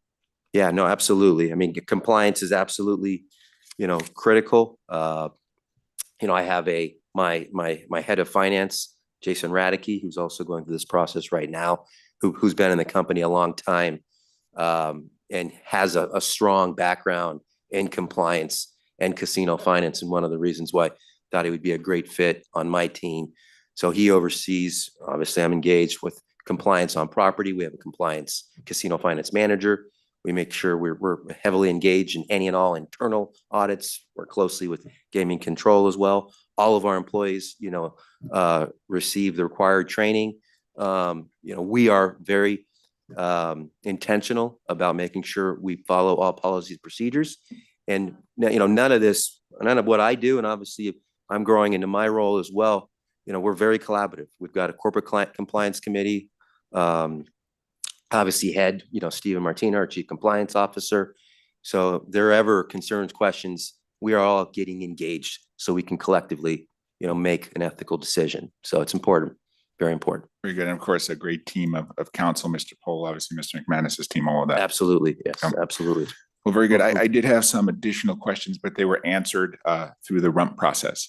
Okay. When we met yesterday. So certainly you, for lack of a better term, you've grown up in the industry. It looks like you have a great understanding not only of the business, but of the business in this market, which seems to be critical and will serve you and MGM well. So I'm in full support of your application. Member Sendall. Thank you, Chair. Good morning. Morning. Good morning, Mr. Pohl. Nice to see you both. I appreciate your affirmative presentation. It's a unique background and story. You've kind of ingrown through MGM, and I appreciate you sharing kind of your role at Park MGM, and congrats to you for reaching this level. Thank you. And to be licensed here before us, that's incredible. And that you went to UNLV, you're a local grad. I also graduated from UNLV and University of Nevada up north. So yay, local Nevadans. Right on. I did notice, and you hit on a lot of the things I wanted to ask you about. It does look like you work an immense amount of hours per week. So I guess you sort of talked about that you do meet with your direct reports and you lean heavily on them, but is there any sort of typical work week, what that looks like for you? How much do you collaborate with some of the other, you mentioned the pods, kind of Yeah, like your right. North Pod or Portfolio. whatnot. Absolutely. So, I mean, like the other kind of heads of the properties, is that something that you're in constant Absolutely. communication with them? Yeah, no, thank you. Yeah, of course, I work a lot. I mean, but that's subjective, I should say. I mean, I want to make sure I'm there when it's needed, when we have important events. A lot of times that is on the weekend. Our role as a general manager that is really asked by our CEO and president, Bill Hornbuckle, is to be visible, to be on the floor, talking to employees, talking to our customers on all different shifts. So that's something I'm committed to, but I also have, a balance and freedom.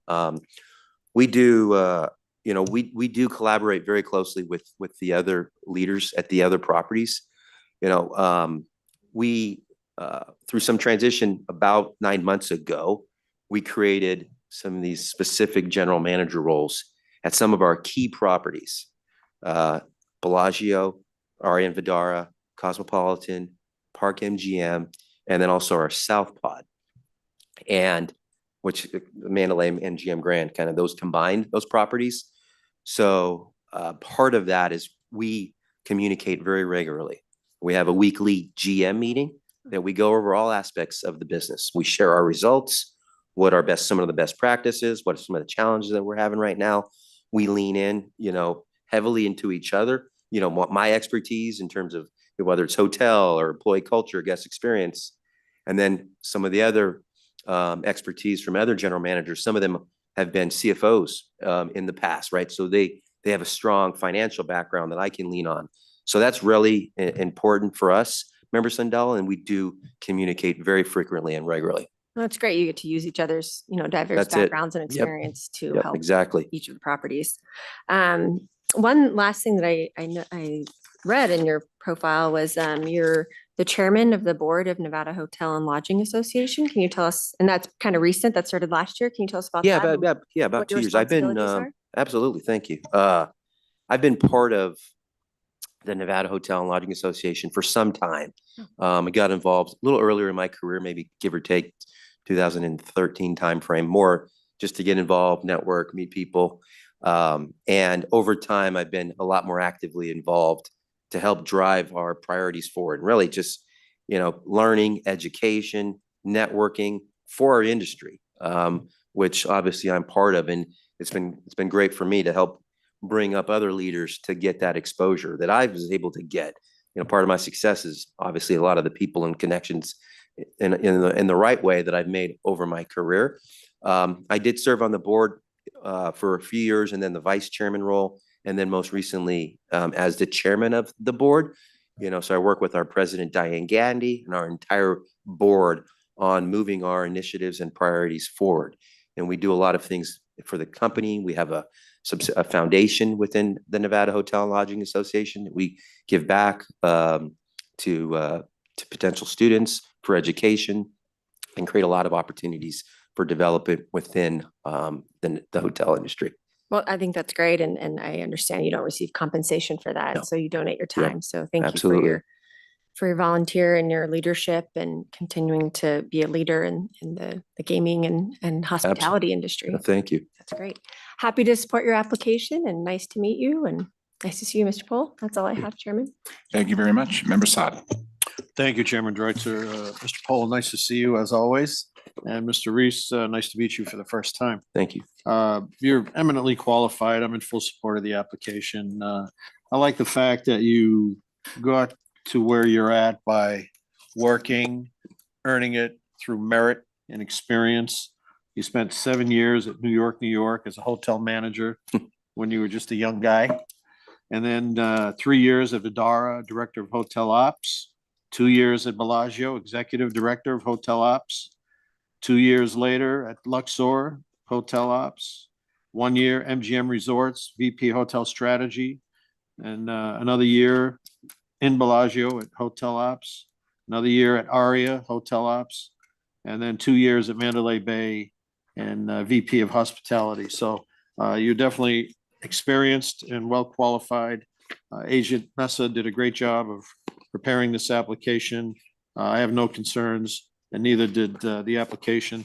I just wanted to talk to you a little bit about compliance and AML, two different things, right? Mhm. Do you all have at your property, not corporate, but just at Park MGM, a AML committee? Yes, we do. And who's on that committee? Yeah, we have our finance lead, our casino marketing team, our casino See, operations that, leader, you shouldn't have the marketing team. not the team, the AML leader committee. of casino marketing. What's that? The leader of casino marketing.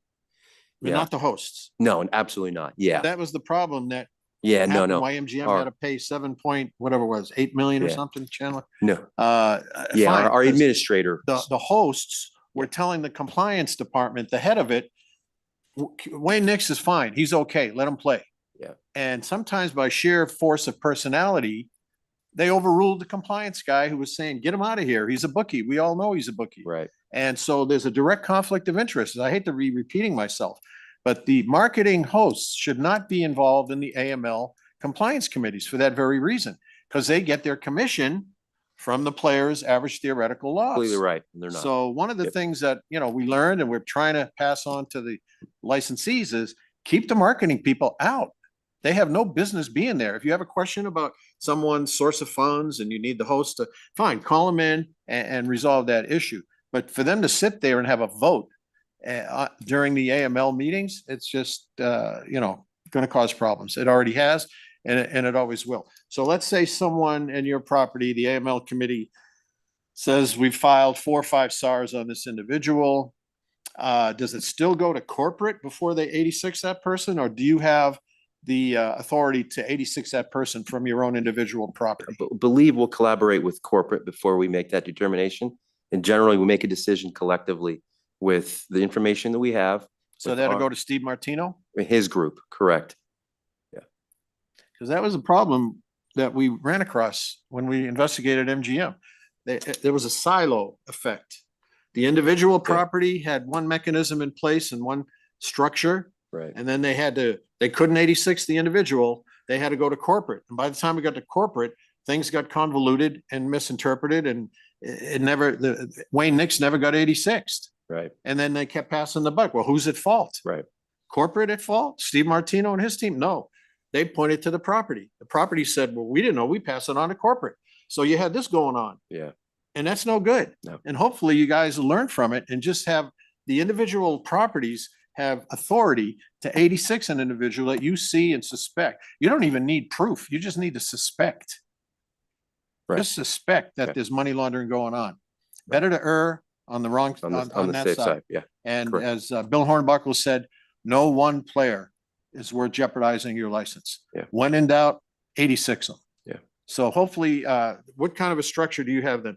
You have the AML and then you have a separate compliance committee Yeah, to handle vendors and so forth? correct. Yeah, correct. And generally, a lot of that is a corporate function, but on property, we have our AML committee, and we collaborate even within the North portfolio Mhm. as we evaluate, whatever is on there in terms of the different forms, and then ultimately make decisions on that Mhm. as a group, in a very compliant, and obviously, it's a very important process for us and something we take very serious. It's something I stay close to as well, with my head of finance, and casino finance manager as well. Are you on the AML committee also or no? I sit am, in? yeah, and I Sit in on those? I do at times, yes. All right. Mhm. And does the credit manager sit in on them as well? Correct. Okay. Yes, And CFO? correct, yes. Okay. Mhm. Mr. Pohl, part of the settlement agreement with MGM during the $7.8 million assessment was they were gonna restructure some of these silos and have more communication going between property to corporate, so forth and so on. Can you comment a little bit on what you know about that? I can. I know that there was a review of how the AML feature worked at property and amongst the corporate and the corporate compliance division. Stephen Martino's been working on that with his AML specialists. Mhm.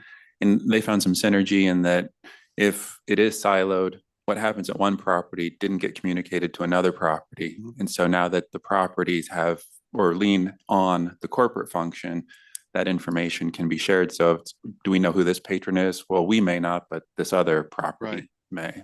Yeah, I mean, it's critical because, for example, Wayne Nix's name was in the computer at Mirage, right? And his name was in the computer at MGM Grand.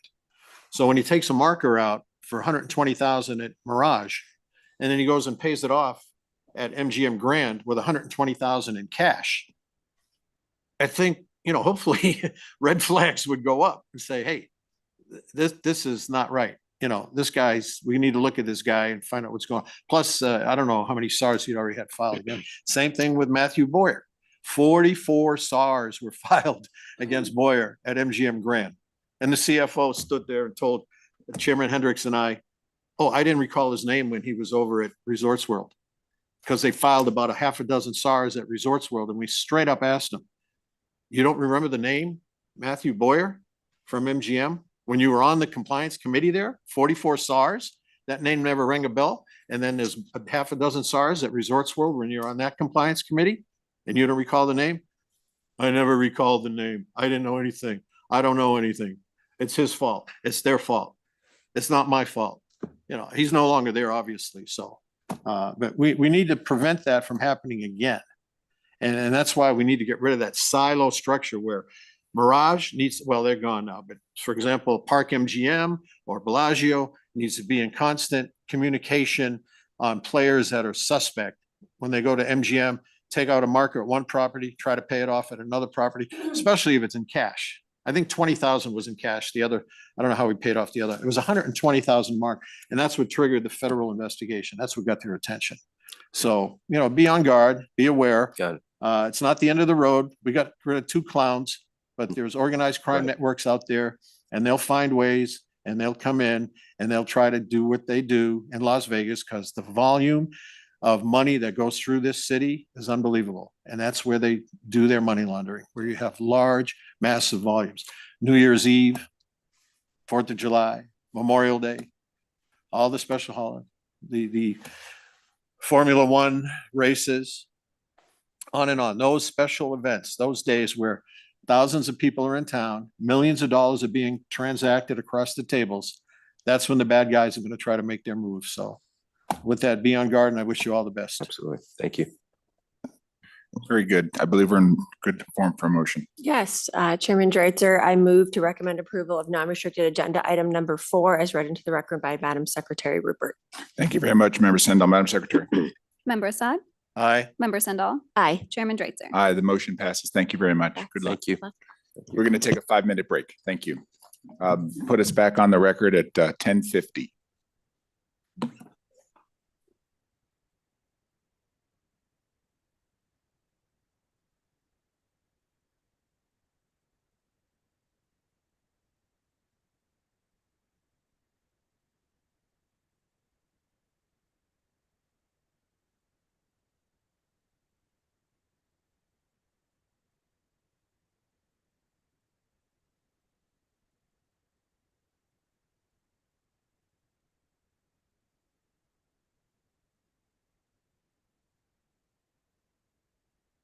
Carson City, check 1, 2.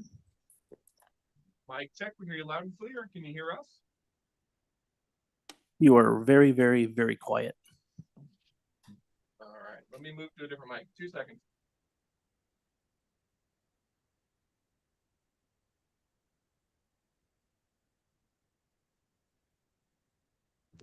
Mic check 1, 2, mic check. There we go. That mic's much better. Fantastic. Thank you. All right, thank you.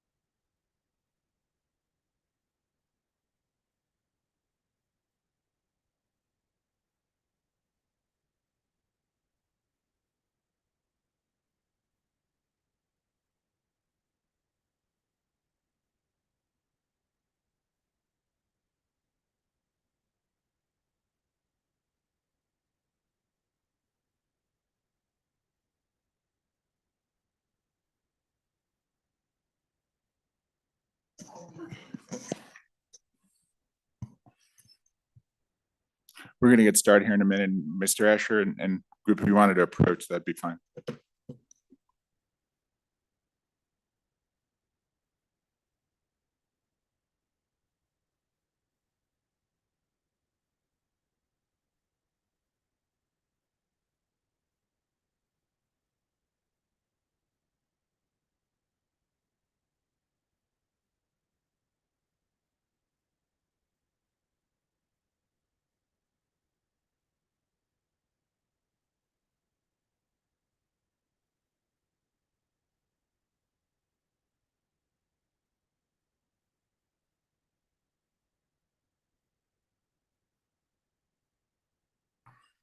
Very good. Thank you. We are back on the record. Madam Secretary, please read in non-restricted number 5 and 6 together. Non-restricted number 5 are the applications of Boomer Sportsbook LLC, doing business as Boomer Sportsbook, doing business at Four Queens Hotel and Casino, Racebook and Sports Pool, doing business at Four Queens Hotel and Casino for a non-restricted gaming license, Racebook and Sports Pool only, and for licensure to conduct off-track pari-mutuel race and sports wagering. It is also the application of Four Queens LLC, doing business as Four Queens Hotel and Casino to receive a percentage of gaming revenue from the Racebook and Sports Pool, including off-track pari-mutuel race and sports wagering operated by Boomer Sportsbook, doing business at Four Queens Hotel and Casino, Racebook and Sports Pool. Non-restricted number 6 are the applications of Boomer Sportsbook LLC, doing business as Boomer Sportsbook, doing business at Binion's Gambling Hall and Hotel, Racebook and Sports Pool, doing business at Binion's Gambling Hall and Hotel for a non-restricted gaming license, Racebook and Sports Pool only, and for licensure to conduct off-track pari-mutuel race and sports wagering. It is also the application of Vintage Vegas Gaming LLC, doing business as Binion's Gambling Hall and Hotel, to receive a percentage of gaming revenue from the Racebook and Sports Pool, including off-track pari-mutuel race and sports wagering operated by Boomer Sportsbook, doing business at Binion's Gambling Hall and Hotel, Racebook and Sports Pool. Very good. Thank you very much. Mr. Asher, good morning. Good morning, Mr. Chairman, Judge Assad, Member Sandal. My name is Joe Asher, and I'm the President and CEO of Boomer Sportsbook, Nevada's only independent sportsbook. Joining me today is our Vice President of Legal and Compliance, Gina Cervone, Tim Lager, who's the General Manager of Four Queens and Binion's, and Les Martin, their Chief Financial Officer, are here on behalf of those entities. Our applications today are for Boomers to operate a racebook and sports pool at the Four Queens and the legendary Binion's, both located on Fremont Street downtown. I would like to thank the board staff, especially Agent Chad Jackson, for their work on these applications. These are applications that I'm especially excited about. When I first started thinking about getting into the sports betting business and starting Brandywine bookmaking back in 2007, Binion's was a property that I visited numerous times as I got the lay of the land in the industry as it existed back then. Calneva operated the book at that time, and of course, it was subsequently acquired by William Hill in 2012, which operates the book today. Judge, you may recall that our head of trading, Nick Bogdanovich, worked at Binion's earlier in his career. Nick is excited to get the book the action at Binion's once again. I'm grateful to Tim and Les and their boss, Terry Caudle, for their willingness to end the long relationship with William Hill and its predecessor and make the switch to Boomers. We've been working extensively with Tim and the team, and I'm confident it's going to be a great partnership. The book at the Four Queens is being rebuilt and moved slightly west of its current location. It's going to be a bit bigger, but much nicer with a lot better viewing and seating. The Binion's book will remain in its current location. Both properties are fun places to be downtown, and we look forward to bringing Boomers to Fremont Street. Mr. Chairman, we have sent you a request for administrative approval to install deposit kiosks at the Chicago Brewing Company, Magoo's Taverns, and Skinny Duggins. Those restricted locations are also owned by Mr. Caudle, and we think there will be a nice synergy in allowing folks to open their Boomers account at Binion's or the Four Queens and then be able to fund their accounts at one of the taverns. If you and the commission approve our applications, our expectation is that we will open on September the 1st, just in time for the upcoming NFL season. As I mentioned at last month's commission meeting, we are bringing back the -105 pricing on all NFL games this season. To my knowledge, we're the only one in Nevada doing that, so it provides great value to our customers. In addition to being able to bet over the counter or on the kiosks at the Four Queens and Binion's, customers will be able to sign up for the Boomers mobile app at the property and then bet anywhere in the state of Nevada. These would be the 17th and 18th Boomers locations approved. Though we're still sorting out the fire inspection at the Long Street, we are making progress in that regard, so I'm hopeful we'll be able to get that one open soon. And apply and secure the Nye County gaming license. We have another 3 applications currently pending with the board. So at a minimum, we hope to be at 20 locations open in the coming months. And that takes into account the temporary closure of the pass as a result of the recent sale of the property. We continue to offer great product to our customers and really focus on that and doing so at a great price, not just with the -105 on the NFL. We're constantly telling folks to check the price before they bet, and they offer will find bigger payoffs on the same wagers betting with Boomers than at the competition. Our sign-up offer for new mobile customers has been to match deposits up to $250 in bonus bets. Now, with our super bonus promotion that I announced at the recent commission meeting, we're offering an extra $100 on bonus bets on top of the $250 for a very limited time as the football season approaches. We're also offering a lot of fun promotions to customers, and we've got a number of new ones teed up for football, and we'll be talking about those more in the coming weeks. Thank you again for the opportunity to appear today, and I'm happy to answer any questions that you may have. Thank you very much. What I'd like to do is, of course, we took the items together, which made sense, but let's start with the Four Queens, if we could. There was some question about the location. I think you answered that it's moving slightly. And then the size compared to what it was? I would probably 100 to 150 feet bigger than the old one. I would say so, and it's going to be right next to. I'm sorry, please. Sorry about that. And please, if you could start with your name. Yes, my name is Tim Logger. I'm the Chief Operating Officer and General Manager for Four Queens and Binion's. Thank you. Actually, what it was, we met with the team with Boomers. And our slot director actually had an idea, because slot guys are in revenue per square foot. He had an idea that he thought there'd be a better spot right next to the current one that would be more of a fitting piece, because it gave you more of an exclusive area versus kind of a walkway right now. If anybody's familiar with the property, you're kind of walking through the book in a way, and the TVs are off to one side, there's slot machines. So it's right directly next to it. I would say about 100, 125 square feet more, but it gives more of a walled off area. So it really feels like a book. Right now, we started construction on it this week, so it'll be completed. So it'll be completely finished prior to September 1st. So the nice thing is we'll be able to close down to William Hill on the 31st, and with your approval, we'll just flick the switch on, and September 1 will be live and going. Thank you. There was some reference in our materials to the starting staff, and that it was seasonal. Can you want to talk about that? In terms of the staffing may change based on seasonality. Is that accurate? Well, the operating hours change due to seasonality, but not really the staffing. I mean, maybe you'd bring in a second person, on Saturday or Sunday mornings during the football season, for instance. But so it's maybe that's what the reference is. Sorry. So with respect to Four Queens, it's 2 full-time to begin with and 1 part-time? Yes. And so you're saying for football season, you may add others? Well, for football season, you may add hours.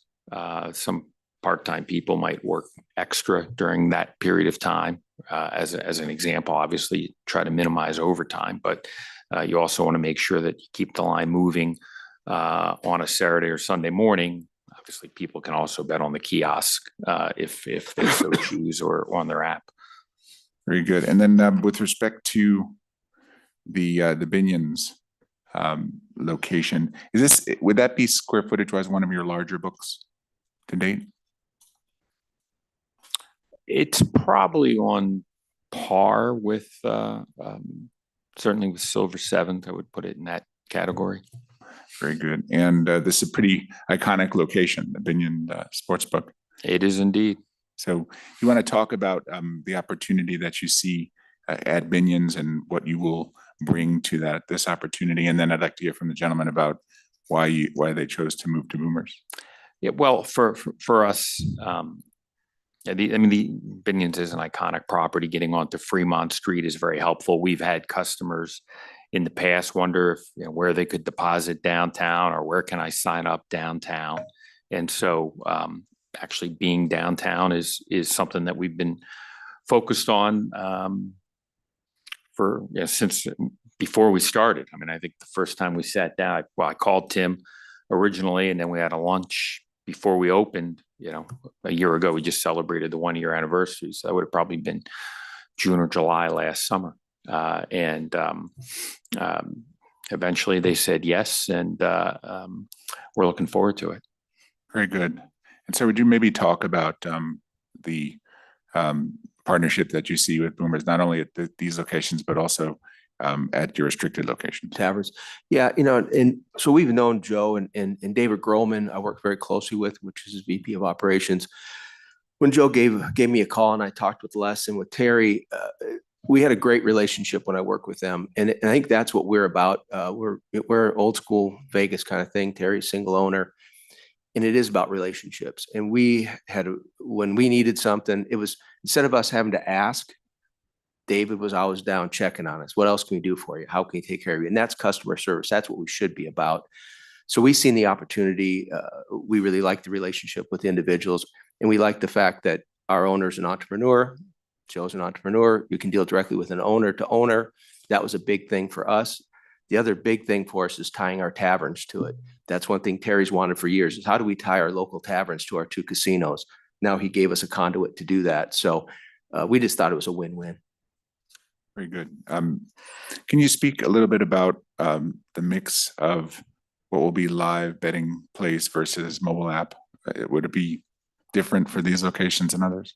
Yes. I mean, I think broadly speaking, the state now is 2/3 mobile, 1/3 retail.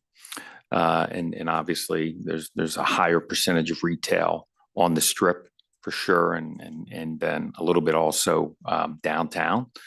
And so I would expect it to be the same for us. I mean, back in those days when I was walking around and spending time in Binions and more broadly on Fremont Street, there was no mobile, so you get a lot of people come downtown and you would literally walk book to book to book to see where you could get the extra half a point or the extra 5-10 cents on the money line. Yeah, you don't have to do that anymore. If you have the multiple apps, you can check them that way, and that's what I'm talking about when I say check the price. But for folks who are here, maybe they're just in town for the weekend or they're here for a very short period of time, they're less apt to sign up for mobile. I mean, obviously they do, and some do, but oftentimes, they just want to make their bet on the game that's happening later that day or the next day, and just do it and move on. So that's why you have a higher percentage of retail bets on the Strip in downtown. Very good. Mr. Escher, I know certainly your history and your capability have shown that you have a strong focus on compliance. You want to speak to that in the context of what has been rapid growth? I mean, you and I sat in this room, actually was in Carson City 13 months ago for your first one. And now here you are talking upwards of 20 and potentially beyond. You want to talk about the risks and challenges that pose as it pertains to compliance, and then also generally as to the challenges of it being such a rapidly growing business? Well, thank you for the question, Mr. Chairman. And yes, I've always had a focus on compliance. what I think the judge said, that the way Mr. Hornbuckle phrases it is sort of similar to mine, right? The way I always thought of it is every customer is important. No customer is that important. I mean, Gina worked for the previously mentioned Stephen Martino at BetMGM. So she's had a compliance focus since she started as well. We have regular meetings to review the CTRs and any SARs that we might have, and we go through them and understand who's involved and what we may need to do in follow up around that. The fact that so much of the business is on mobile minimizes some of the cash issues you might have had previously, right? You just don't have as many CTRs because it's maybe the initial CTR of the money coming in, but after that, people may deposit electronically, and so you just don't have the movement of cash, I think, that you once did. I think the key thing is just making sure people maintain that culture of compliance and making sure that that gets that message gets out to the folks on the front lines in the field. It's something we certainly reiterate constantly. In fact, this afternoon I have we call them a stand-up meeting, where I basically stand up in the conference room in front of everybody who's in the office, and then the folks who are in the field can conference in by video. And I always talk about the importance of maintaining that culture of compliance and repeat the point about no customer being that important in the overall scheme of things. So I think we have a pretty good handle on it. You're always concerned about what am I missing, what don't I know, and you just try to stay focused on it and make sure everybody understands its importance. And then on a broader business level, just the challenges associated with such rapid growth.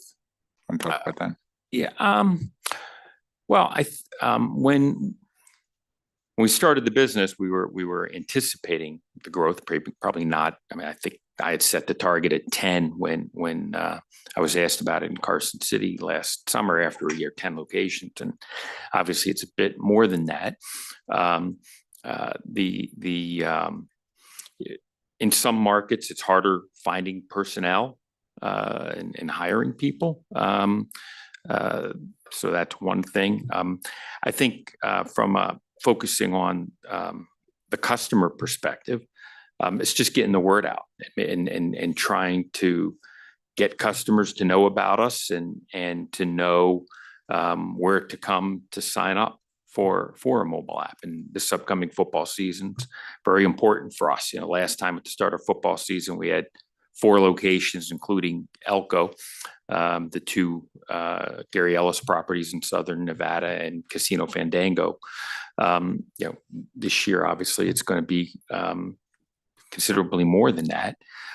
So hopefully we can just continue to get the word out and get people to come in to check us out, sign up. Once we get the customers signed up, we have pretty good success in maintaining them.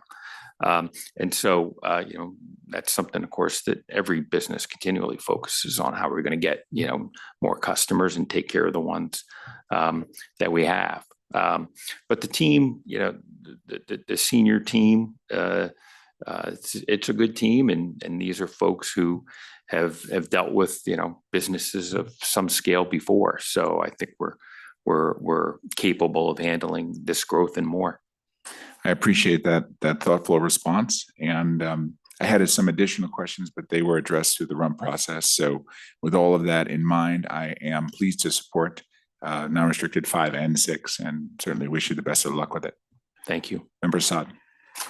Yes, thank you, Chairman Dreitzer. I too am in support of applications number 5 and 6. And congratulations. Nice to see you're moving right up the ladder, so to speak. So Mr. Martin and Mr. Lugger, good to see you guys as well. How's business downtown? It's a little soft. This economy's been a little rough on our markets. We obviously have the blue collar type market, which is hitting hardest by this. Our Four Queens property, we just renovated rooms last year, 300 rooms. So with the 700 rooms there, that one's weathering it better. Binions is a little tougher. We just have the 82 Apache rooms. So we rely a little heavier on the street traffic, but we've been through this before. We went through the 08 crisis. We went through COVID. So it's a cycle. And our team has kind of been weathered through it. So it'll turn. You still have the steakhouse over the Mint? Absolutely. And I'll tell you, it's amazing how well that does. And just the loyal customer base that comes up there for all those years. And they still love the chicken fried lobster. So anything from the Binions family, if you want to go up, that's one of the Cowboys' favorites. And but it does very, very well. Do you still use the same purveyor for the steaks? Yes, and we still have our own butcher shop. So we do everything in-house for both properties. So for our Hugo's property, our restaurant, as well as that. So everything's cut in-house. And we're big into quality. So everything's freshly done, our hamburgers, all that kind of stuff like that. So Steaks are all prime? Yep. Nice, Yep. nice.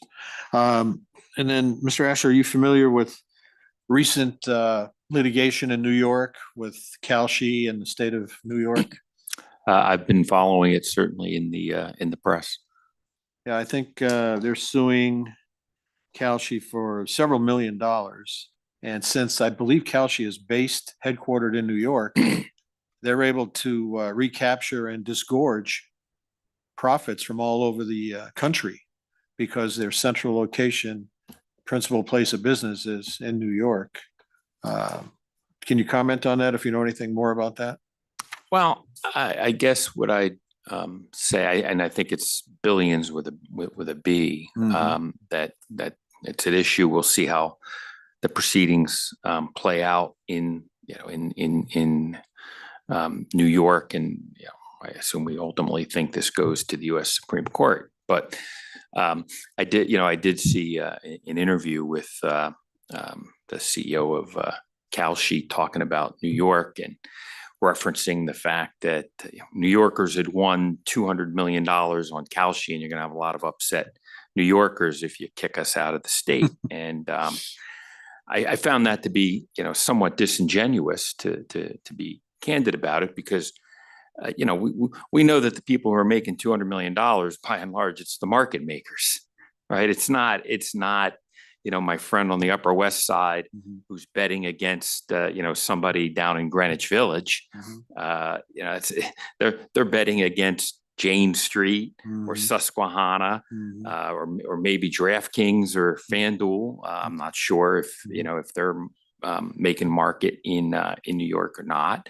But if in fact the win for New Yorkers, broadly defined as $200 million, I think the question is, how much of that is to individuals, and how much of that is to the market makers. Yeah. So hopefully, someone in the press will start to explore that. And Judge, I also did note, which I do think is important. I don't want to take too much time talking about all this, but the verdict in Utah, upholding the state of Utah's right to not have gambling, that was issued yesterday or the day before. I think we often spend a lot of time talking about the fact that Kalshi, Polymarket, and others ought to be subject to the same regulation and taxation in the gambling states.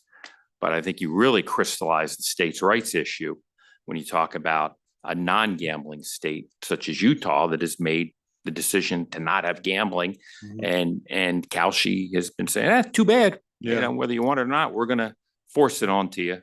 That's not consistent with how this nation has regulated gambling. Literally back into the 1800s, I'd suggest. Yeah, and don't forget the Indian tribes. Correct. Same thing there. They have a right to allow gambling or not allow gambling, but for these companies to go in and invade a sovereign nation, that's even worse than invading a state like Utah or Texas or California. Can you quantify a little bit, maybe how much they've hurt your business? I really can't, I think I got to ask this question another time, and there's just no way to quantify it. I mean, obviously, we just completed our 1 year, and I of course read with great interest the fact that the board entered into this agreement with Kalshi, which hopefully at long last they're finally going to obey the court order and actually block transactions from Nevada. You've heard me talk previously about the fact that they were not doing so, and how they were continuing to advertise into Nevada. So hopefully that's going to stop. There's no way to quantify it, but the mere fact that they're advertising tells you that they're interested in the market for sure. Yeah, I believe in New York they're filing motions and petitions for disgorgement too, aren't they? In the New York litigation. I'm not sure of the specific claims, but I think so. What's your opinion on disgorgement? Filing a motion to have them disgorge the ill-gotten gains that they've received, say, from the state of Nevada, that they're basically depriving the students and the kids of Nevada of a better public education, better roads, better housing, Medicaid, all the state funding that the tax dollars are being lost to the state of Nevada through Kalshi and other prediction markets not paying their taxes here. Well, I mean, that is one reason why states legalize gambling, right? There's the regulatory aspect, and then there's the fundraising aspect, and revenue from gambling go in some states, of course, it's specifically directed. It goes to this or that. Other states, it goes into the general fund. When you then have illegal bookmaking, where people are not subject to the regulation and they're not paying their taxes, then of course there's a loss in revenue to the states. And whether it's in Nevada or in New York, where the legal sports books are paying a 51% tax rate, I recall, versus Kalshi paying 0. I mean, that's just not sustainable. It's just not sustainable, let alone the federal excise tax and all the other aspects and fees that licensed operators respect. Yeah, I appreciate your expert opinion on these issues. And I think one federal judge recently said it best when they were talking to Kalshi, that what's wrong with being regulated was the question. And Kalshi had no answer. So I'm in full support of both of these, number 5 and 6. So good luck. Thank you. Member Sendell. Thank you. And to wrap that up, I know Chairman Dreitzer has been working tirelessly. I don't know if he picked it, but the timing of him taking over as chair, he's definitely been advocating very hard for the state of Nevada and our licensees. Yeah, yes, he has. And I know a lot of licensees, including myself, of course, but many are quite appreciative. Yes. So keep up the good work, Chairman. Okay, let's start with non-restricted number 5, Four Queens Hotel and Casino. I believe you're proposing a manned sports book and 2 kiosks. And I think you were stating your plan is still to have 2 full-time employees and a part-time? Yes. Okay. And the opening date on that one is still September 1st, assuming all approvals are met. Yes. And then for non-restricted number 6, Binion's Gambling Hall, same, planning to open on September 1st, I believe. But you have 1 manned sports book and 4 kiosks. Is that still the plan? Yes, 3 of those kiosks are in the sports book and 1's at the bar. Yeah. On an upstairs floor is what I Upstairs, yeah. understand. Yes. Whiskey liquor up. And same thing there, 2 boomers, full-time employees and 1 part-time employee. And I understand obviously seasonally as needed, perhaps a little more or less. Yes. Well, I'm happy to support the applications. I know we've taken both of these items together and there's 5 proposed conditions for each item. And from reviewing them, I think 4 of the 5 are exactly the same, but 1 specifically names out Four Queens, and then one specifically names out Vintage Vegas Gaming. So I will do my best. So I'm going to try to, so I have to repeat myself 10 times. I'm going to try to combine some and then I'll read some separately. Dag Lawrence, if that's acceptable to you. That's fine. When the chairman's ready for a motion. But happy to support the applications and I wish you best luck on both locations. Thank you. Thank you very much. It's appreciated. With that, would either of my colleagues care to make a motion?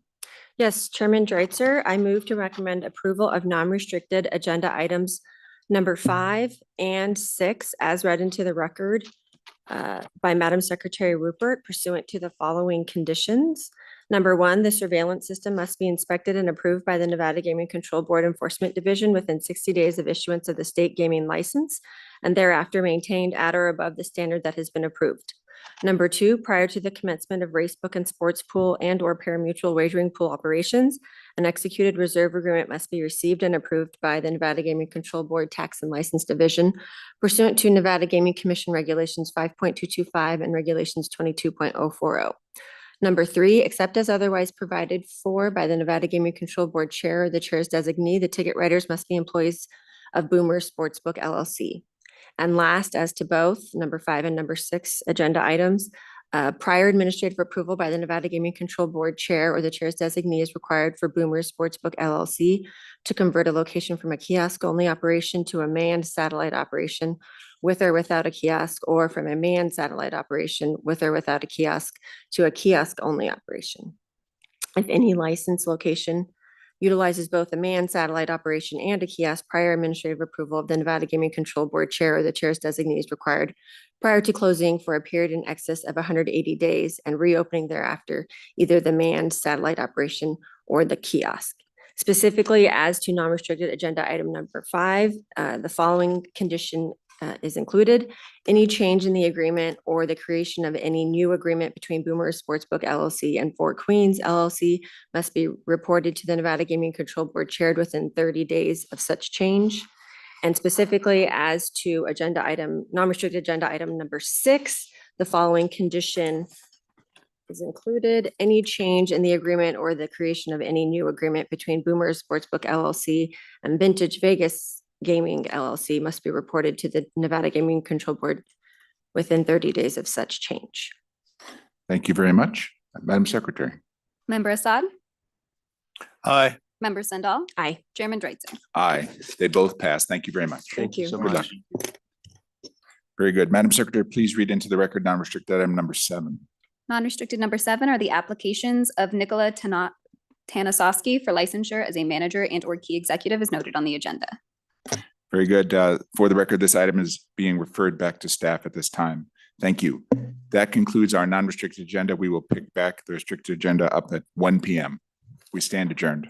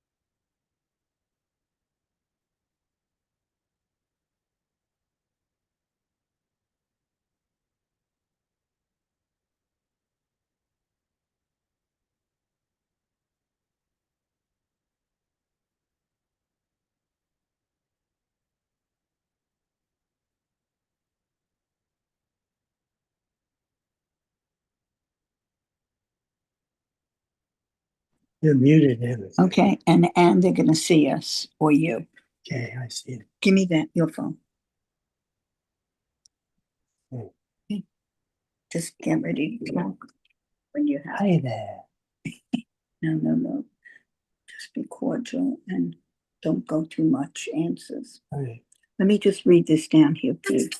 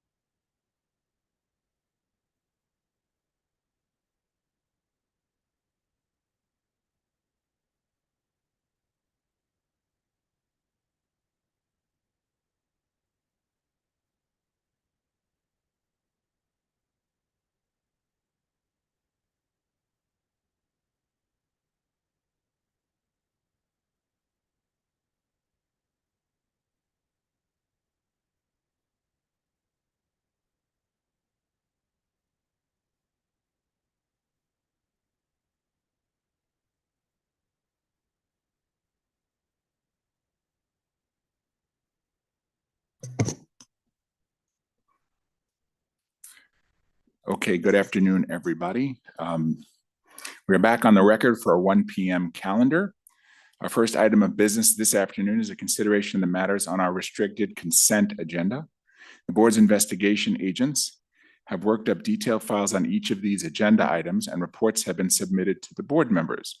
No areas of interest or concern were uncovered during the investigations, and because I am not aware of any questions or issues with any of these items, appearances by the respective applicants were waived for this meeting. Madam Secretary, with that, please read into the record the items to be on today's restricted consent agenda. Thank you. Restricted number 2 is the application of Sasso Concepts LTD for a transfer of interest as noted on the agenda. It is also the application of ETL Holdings LLC for registration as a holding company and for finding of suitability of Thomas Robert Lynette as a member and manager. Lastly, you have the applications of ETL Holdings LLC and David W. Park LLC for finding of suitability as a member and manager as noted on the agenda. Restricted number 3 is the application of LIG Summit LLC doing business as Distill for a restricted gaming license, and the application of LIG Hospitality LLC for licensure as a member and manager. Restricted number 4 is the application of SCT Silverado Ranch and Arville LLC doing business as 76 Tavern Silverado Ranch for a restricted gaming license. It is also the applications of SCT Holdco LLC, Jeffrey Welch, and Stephen Cootie for licensure as a member, manager, officer, and/or key executive as noted on the agenda. Restricted number 5 is the application for Ecom Inc. to receive a percentage of gaming revenue from Shortline Gaming LLC, doing business as Shortline Gaming, doing business at 7-Eleven store number 42916A. It is also the application of Aman Singh for licensure as a shareholder, director, and officer as noted on the agenda. Restricted number 6 are the applications of GMI Inc. for a transfer of interest as noted on the agenda. Restricted number 8 is the application of United Coin Machine Company doing business as Century Gaming Technologies, doing business at 7-Eleven store number 42843A for a restricted gaming license. Restricted number 9 is the application of United Coin Machine Company doing business as Century Gaming Technologies, doing business at Kickers for a restricted gaming license. Restricted number 10 is the application of United Coin Machine Company doing business as Century Gaming Technologies, doing business at 24/7 Express for a restricted gaming license. Restricted number 11 is the application of United Coin Machine Company doing business as Century Gaming Technologies, doing business at Cold Springs Crossing for a restricted gaming license. Restricted number 12 is the application of United Coin Machine Company doing business as Century Gaming Technologies, doing business at US Market Pahrump for a restricted gaming license.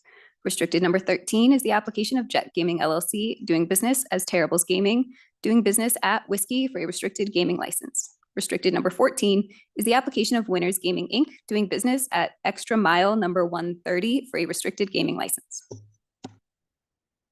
Madam Secretary, thank you very much. Is there any discussion on any of these items by either of my board colleagues?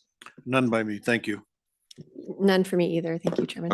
Thank you. So with that, then I believe we're in good shape for a motion. Yes, Chairman Dreitzer, I move to recommend approval of restricted agenda items number 2 through 4, number 6, and number 8 through 14 on the restricted consent agenda as read into the record by Madam Secretary Rupert pursuant to the following conditions. For restricted agenda item number 10, prior to commencement of gaming operations, the alcove as depicted in the submitted diagram must be inspected and approved by the Gaming Control Board Enforcement Division. For restricted agenda item number 13, a sign of appropriate size, which has been administratively approved by the Nevada Gaming Control Board Chair or the Chair's designee, must be at the entrance to the location indicating that the slot machines are available to the public to play and that patrons are not required to pay a cover charge to engage in gaming. Thank you very much. Madam Secretary. Member Assad? Aye. Member Sandal? Aye. Chairman Dreitzer? Aye, the motion passes. Thank you. With that, Madam Secretary, please read into the record restricted item number 1. Restricted number 1 is the application of Casa de Amore LLC for a transfer of interest as noted on the agenda. Very good. Good afternoon, gentlemen. Please state your appearances for the record, and for the record, you can hit that button to turn the mic from green to red, please, or red to green, please. Yes, good afternoon. Luke Bradford, appearing on behalf of the law firm of Hutchison and Steffen and on behalf of our client Casa de Amore LLC. And I have an affirmative presentation that I would like to go through unless you would like to allow the others to state their names for the record. Perhaps first. let's start with this, Mr. Bradford. If you can begin by introducing the gentleman here, as well as I see another gentleman who is appearing via Zoom. Let's have them introduce themselves. Okay. Michael Campagno, Casa de Amore. Very good. And sir? I'm sorry, Mr. Schwartz, you have to unmute for us to hear you.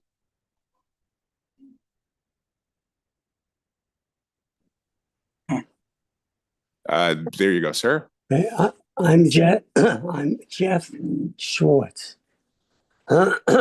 Very good. Thank you, sir. I appreciate that. And with that, I believe, Mr. Bradford, you said you have an affirmative presentation. Yes. Please proceed. Chairman Dreitzer, Member Judge Assad, and Member Sendall. I, Luke Bradford of the law firm Hutchison and Steffen, am appearing before you today on behalf of Casa de Amore LLC to present non-restricted item 1 for the transfer of interest application of a 75% interest from J-Core LLC to Michael Campagno. By way of background, Casa de Amore is an Italian restaurant which holds a restricted gaming license and operates at 2850 East Tropicana Avenue in Las Vegas, Nevada. Casa de Amore has an exclusive participation agreement with slot route operator Sartini Gaming LLC. Michael Campagno began working at Casa de Amore as an employee over 20 years ago. In February 18, the Nevada Gaming Commission approved a transfer of interest under which Mr. Campagno received a 25% membership interest in Casa de Amore LLC from J-Core LLC, which was controlled by Jeffrey Schwartz and which up until that point owned 100% of Casa de Amore LLC. On January 17, 2024, Mr. Campagno and Mr. Schwartz hired a local attorney to draft a membership interest purchase agreement under which Mr. Campagno was set to acquire the remaining 75% membership interest in Casa de Amore. Simultaneously, Mr. Campagno and Mr. Schwartz executed a membership interest purchase agreement drafted by the same attorney to transfer all the remaining 81% interest in J. Byrne LLC, which held the underlying real estate of Casa de Amore from Mr. Schwartz and his wife to Mr. Campagno. As the board members are aware, there were some issues with the transfer of the gaming interests in Casa de Amore. To start, J-Core LLC was in revoked status at the time of the contract signing. With our firm's assistance, it was reinstated on December 23rd, 2025. After June 30th, 2026, J-Core was in default status due to non-payment of the annual fees for the Secretary of State, which Mr. Campagno promptly paid after being made aware of this. Secondly, the Casa de Amore contract incorrectly listed Mr. Schwartz as the seller when in reality, J-Core LLC is the entity which held the gaming interests. Our firm drafted an amendment to clarify J-Core LLC was the seller of the 75% interest purported to be sold.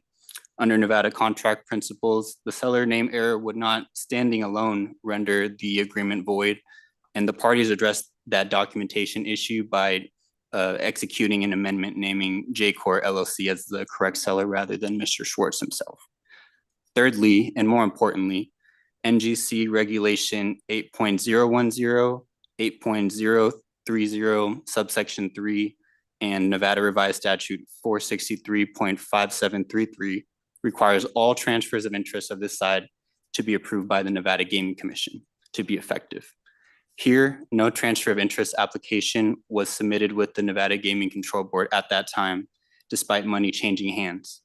The local attorney who drafted the contract did not advise Mr. Campagno and Mr. Schwartz about any gaming related requirements for the transaction to be effective, including that the transfer would be void without the commission's approval. Our firm was engaged by Mr. Campagno for unrelated legal work and found that there was no transfer of interest application filed for Casa de Amore. Upon that discovery, Mr. Campagno immediately worked with our office to prepare and submit the application on Casa de Amore's behalf. He understood at that time that he had made a mistake as a restricted licensee, but he assured our office he would do whatever was required to come into full compliance, including bringing the transfer of interest up to the board unsolicited in an effort to correct the issue. Mr. Schwartz was also responsive in ensuring the transfer application documents were executed. Another issue that arose was the filing of NGC-09 forms in 2025 and 2026, which still reflected a 75% ownership interest in J-Core LLC and a 25% interest by Mr. Campagno. As was the standard course of business at the restaurant for the past 20 or so years, even before Mr. Campagno became an owner, one of the employees of Casa de Amore filed the NGC-09 form without making any changes to the auto-populated ownership percentages.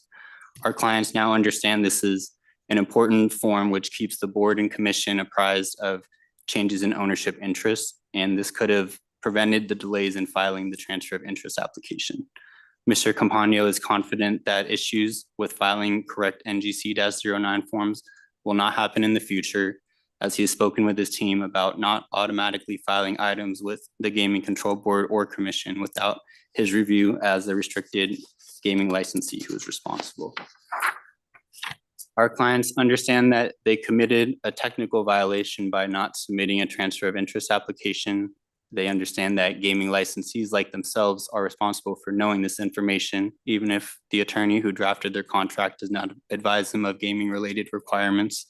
They understand this mistake will likely result in a disciplinary action of some sort, including but not limited to a fine and referral to the Attorney General office, and they're fine with that.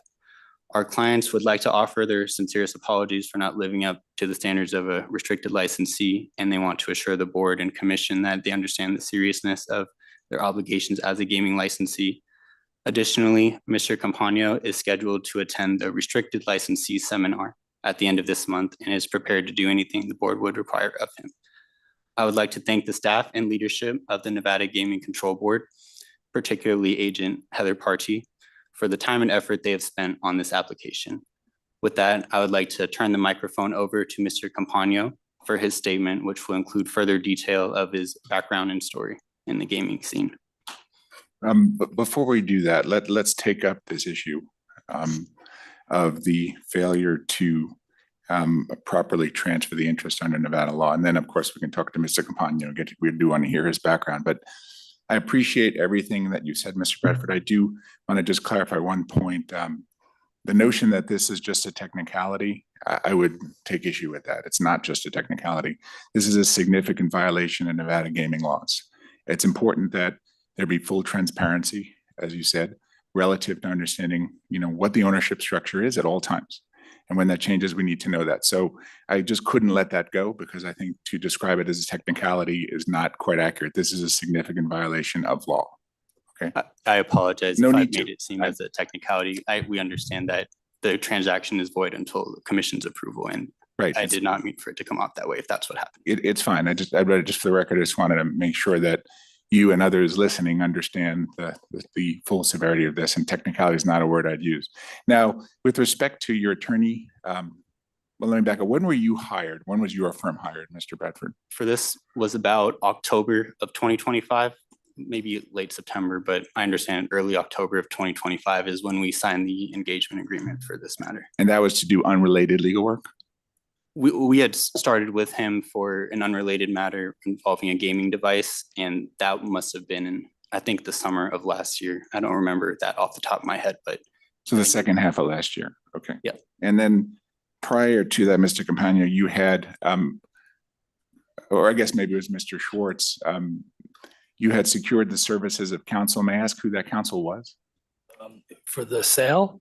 For the sale. Aviva Gordon. And did Ms. Gordon hold herself out as being able of handling gaming matters? She didn't say anything either way. Okay, so, but if you knew that this matter involved a gaming license, certainly, and the transfer of interest within a gaming license, what made you use her services? I mean, She was referred to me by Mr. Brooks, a friend of mine who's in the gaming business. So I thought, and she was well aware that there was gaming involved. So I thought that she could handle the matter before her. and at no time in your discussions with her, while she was representing you, she never indicated anything about the need to get this transfer approved through the Nevada Gaming Control Board or Gaming Commission? No, sir. Okay.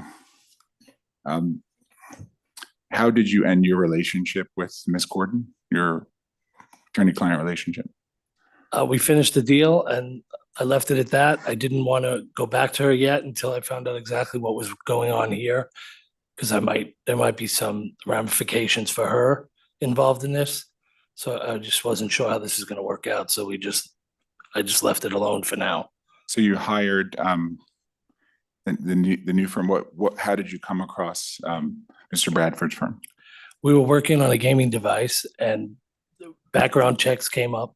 And when they gave a look, they saw that something didn't look right with what I was telling them in regards to percentage wise at the restaurant. And that's how it came to our attention. And then once we found that out, we self-reported very quickly as soon as we could. We went ahead and self-reported and made sure that you guys were aware of the mistake, and whatever we had to do to move forward, we were willing to do.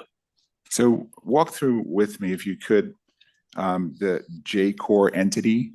It had been at the time of the transfer actually revoked. And Mr.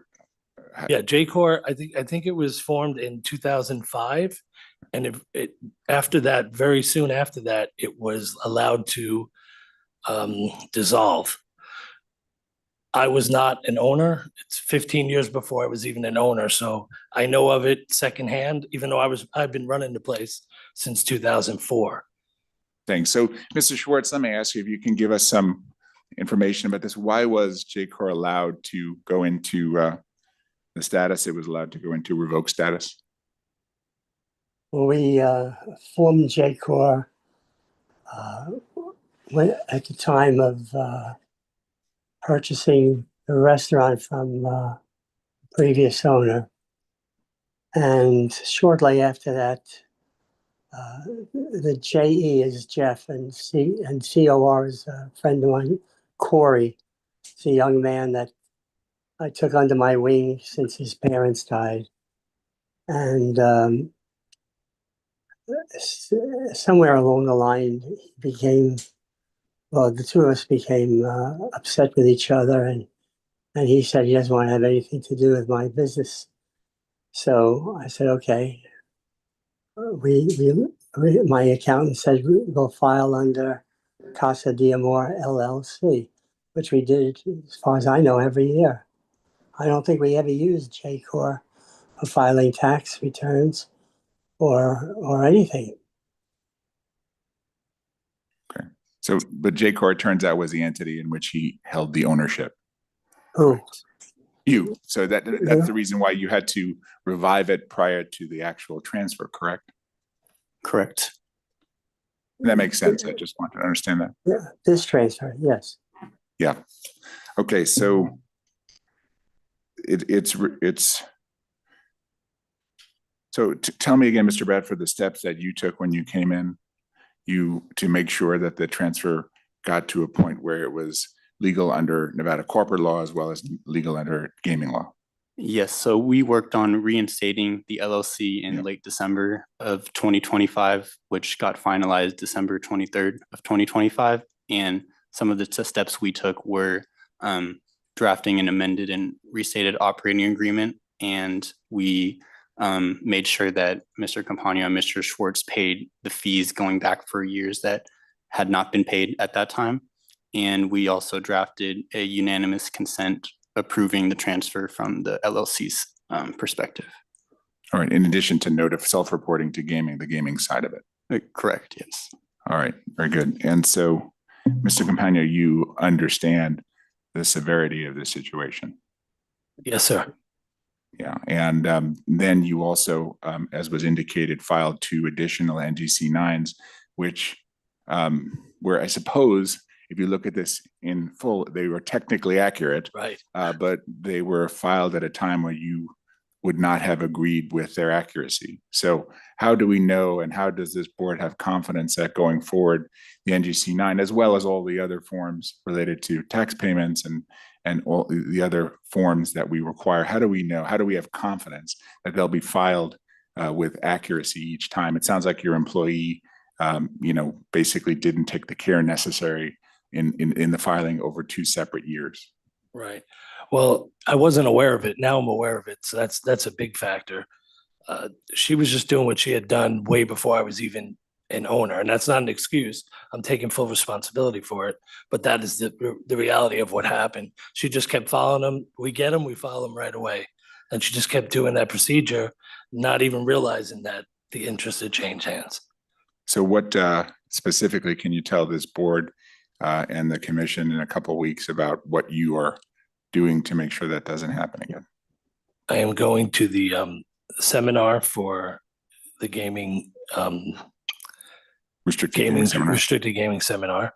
And I've also instructed my employees not to file anything with the gaming commission until I see it myself. Are you concerned that that you have an employee who would file something that wouldn't care to assess its accuracy before it filed it with the Nevada Gaming Control Board? I guess that could be a concern. Obviously, it would have to be, but I've educated her now as well, and I don't think this will happen. This will not happen again.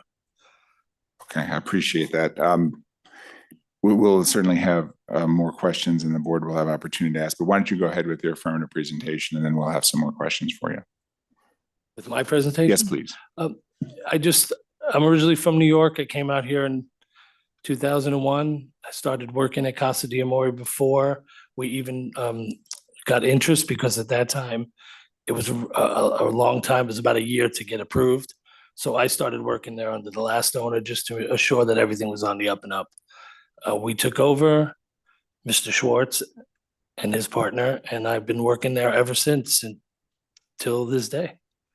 And now, as should this transaction move forward, you'll be the legal full owner from the perspective of gaming, right? You know that. Correct. Yes, And sir. how many employees do you have? 50 to 60. Okay. And how has the business been for you? Business has been very good, actually. Yes. Okay. On And the the, on the gaming, restaurant side and on the gaming side. We're not a tavern, so we're a supper club, but it's been good for a supper club. Yeah. and having gone through this ordeal, you certainly understand now that it's best to check with appropriate counsel. Counsel have that information. Clearly, Mr. Bradford and his firm are very well versed in gaming law and have appeared before us on numerous times. And it's important that you don't do anything essentially from the gaming side until you confer with counsel. Do you understand that? Yes. Anything to do with gaming, I will get a gaming attorney from now on. All right. And it's from my perspective, this matter, as you correctly indicated earlier, will need to be referred to the Attorney General's office for appropriate discipline. But I personally take into account that you got bad advice. Frankly, you didn't, really bad advice. That has put you in part in this position. But even having said that, it's still your responsibility whether or not you get the advice from whomever. And so it's put you in a tough spot. But again, you have good counsel now It sounds like you understand the importance of this. It's not a technicality. This is core to what we do, to make sure we understand ownership structures and to make sure we understand, the flow of all of these matters. And it's in our regs and our statutes, and we expect nothing less from you as the holder now. The 100 will be, if approved, the 100% holder of a privileged license. Yes, I understand. Okay, so on that basis, I am prepared to support the application. And the one thing we may consider at the end is whether we make your attendance at the restricted seminar a condition or not, but I'm just going to reserve that for now. Member Sendall. Good afternoon, Mr. Bradford, Mr. Campagno, Mr. Moran, and thank you, Mr. Schwartz, for attending via Zoom. I appreciate that. Mr. Bradford, you did a great job going through and addressing everything in your affirmative presentation. I appreciate you both taking responsibility and acknowledging the missteps. I'm in full agreement with the chairman as far as taking separate, disciplinary matters, as far as the oversight that occurred. I understand it was different legal counsel perhaps, and as we also spoke earlier this week on this matter, and we discussed at length, at the end of the day, you're the licensee, it's your responsibility, and you took full ownership of that. I appreciate that. I'm glad to hear the business is going well. You have 10 slot machines and you intend to keep it at 10 slot machines moving forward? I think that's what we're restricted to, is 10. Got it. Okay. And then I know you mentioned the SRO, and now it's escaped, maybe Century, was it?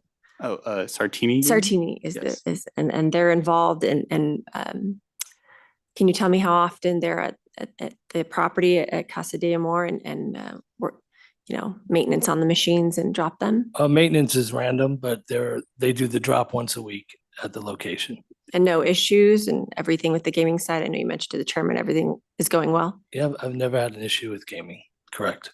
I understand you were going to try to take the restricted, you were signed up and you were logged in. Can you tell us what happened when you previously tried to complete the restricted compliance seminar? Yeah, I was logged in. I couldn't get the video to work, so I just phoned in.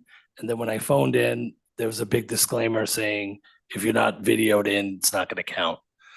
So I just signed out after about 15 minutes.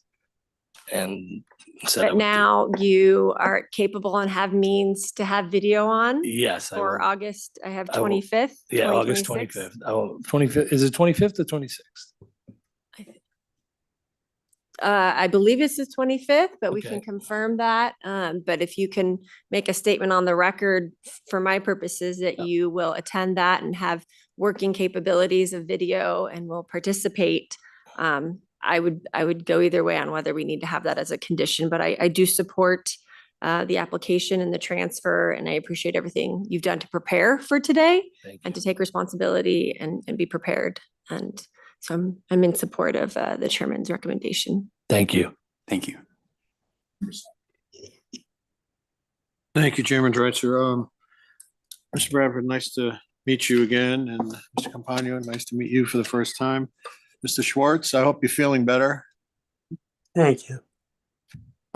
So I don't see any specific intent or malice here. I think it was inadvertent on the part of the attorney. I'm sure if she knew, Ms. Gordon, if she knew, she would have advised you. I just think she's not an experienced gaming attorney, and that's basically what happened. You relied on the advice of counsel, and in the future, just, like you said, with any matters related to gaming, just contact Mr. Moran or Mr. Bradford, and they'll guide you in the right direction. So the chairman covered everything. All my concerns have been answered, and I'm in full support of the application as well. Very good. Thank you very much. And Thank you for your time. I would take you at your word on the record that you'll attend the next restricted seminar. I do not believe a condition is necessary. Okay, yes, I will attend. Very good. So with that, I believe we're in good form for a motion.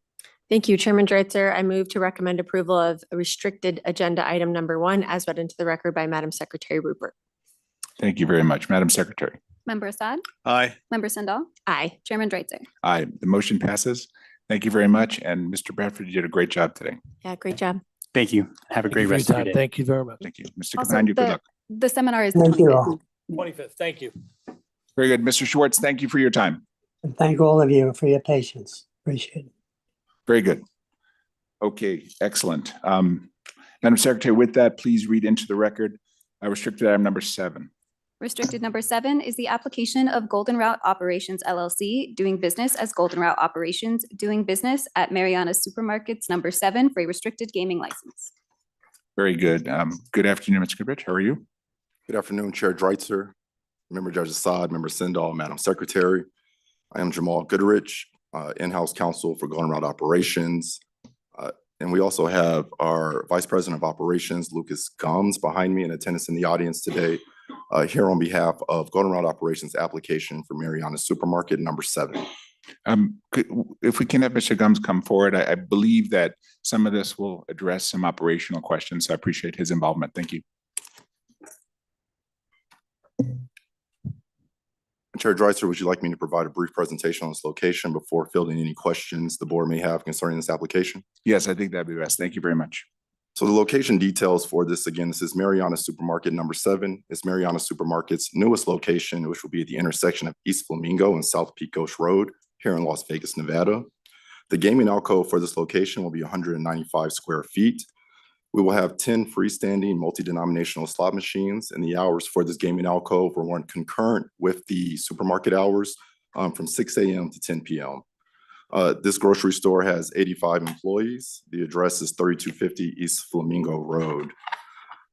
And I know the board does have some questions regarding the condition that we raised, and so I just want to lay the foundation as far as GRO is concerned. GRO does operate over 60 grocery stores throughout the state of Nevada. GRO also operates approximately 13 grocery store locations with the same condition that we're requesting today: 4 Raley's, 4 Save Marts, 3 Marianas, and 2 Food Maxes. We provide training to our locations, which consists of the following: active monitoring of the gaming devices, no minors allowed in the gaming alcove or obviously playing on the gaming devices, operation of the GMS system, responsible gaming training, and assuring that the When the Fun Stops brochures are always available for patrons. As far as surveillance for this location is concerned, the surveillance will obviously be focused with the self-checkout, which I know we will discuss later. Registers 3 and 4 on the diagram will always be open for active monitoring. And as far as surveillance is concerned, we will also be installing 4K cameras with an on-site display monitor for real-time display and networking for remote viewing of this location from our corporate security office at our headquarters. This location will have 10 slot machines, which is less than we traditionally put in our grocery store locations. We don't expect it to be as busy as, say, some of our other partners. Our team of techs do daily check-ins with our grocery store locations, as well as our drop team that is there once a week. And I also like to note for the record that we do have another location in the same plaza, Ichabod's, which is a participation location. And so our team is essentially always in this area. With that being said, I'm happy to answer any questions you may have on this application. Thank you for that affirmative presentation, Mr. Goodrich. I did have a couple of questions related mostly to the overall setup. The core concern is that, of course, that there's sufficient coverage, if you will, sufficient coverage that's consistent with access to the players and the machines to see what's going on at all times, right? As you represent today that this condition that you request is in place in 13 locations? Correct. And at all of those locations, do they share any commonality around how it's handled? For example, I know there was some discussion in one of the matters that there be an ADA compliant checkout, which would require the individual to be at that site. Is that a common denominator across the 13 that have been approved? So I don't want to make a representation as to the ADA compliance. My understanding is that all of the aisles are ADA compliant. But as far as surveillance is concerned, registers 3 and 4, which are on both sides of the self-checkout, as well as the self-checkout, will always be open. Open, but the individuals will be circulating around? Perhaps we can get some, just get a sense of the, practically speaking, what will the supervision look like? Correct. So the main importance and what the ownership does know is that the main importance is the supervision. So that's their main focus, is supervising the gaming area of what Jamal spoke with. And then again, the rest of their duties will be, again, monitoring the customers and everything else. But their main priority is the supervision of the slot area.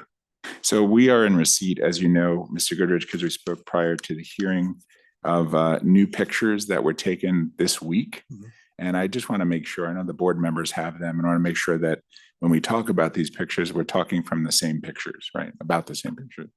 And looking at these pictures, my understanding they were taken, obviously the location is just open, so it's newer. So is it correct then you could anticipate more activity than when it just opened? It'll get busier and busier, is that fair? I mean, that's the goal. I mean, until you open a store, you don't really know what the volume will be, but. But let's assume that's entirely possible, right? And that these were taken on a midweek afternoon. So my concern that the picture I'm looking at, it's attachment 1, it's the second of the 3. There looks to be a bunch of carts in front of, there's some checkout stands and then a pony wall. And then the machines, I know you said 10, so on the far wall, or for this picture, there'll be 4 and then 6 more on the near wall.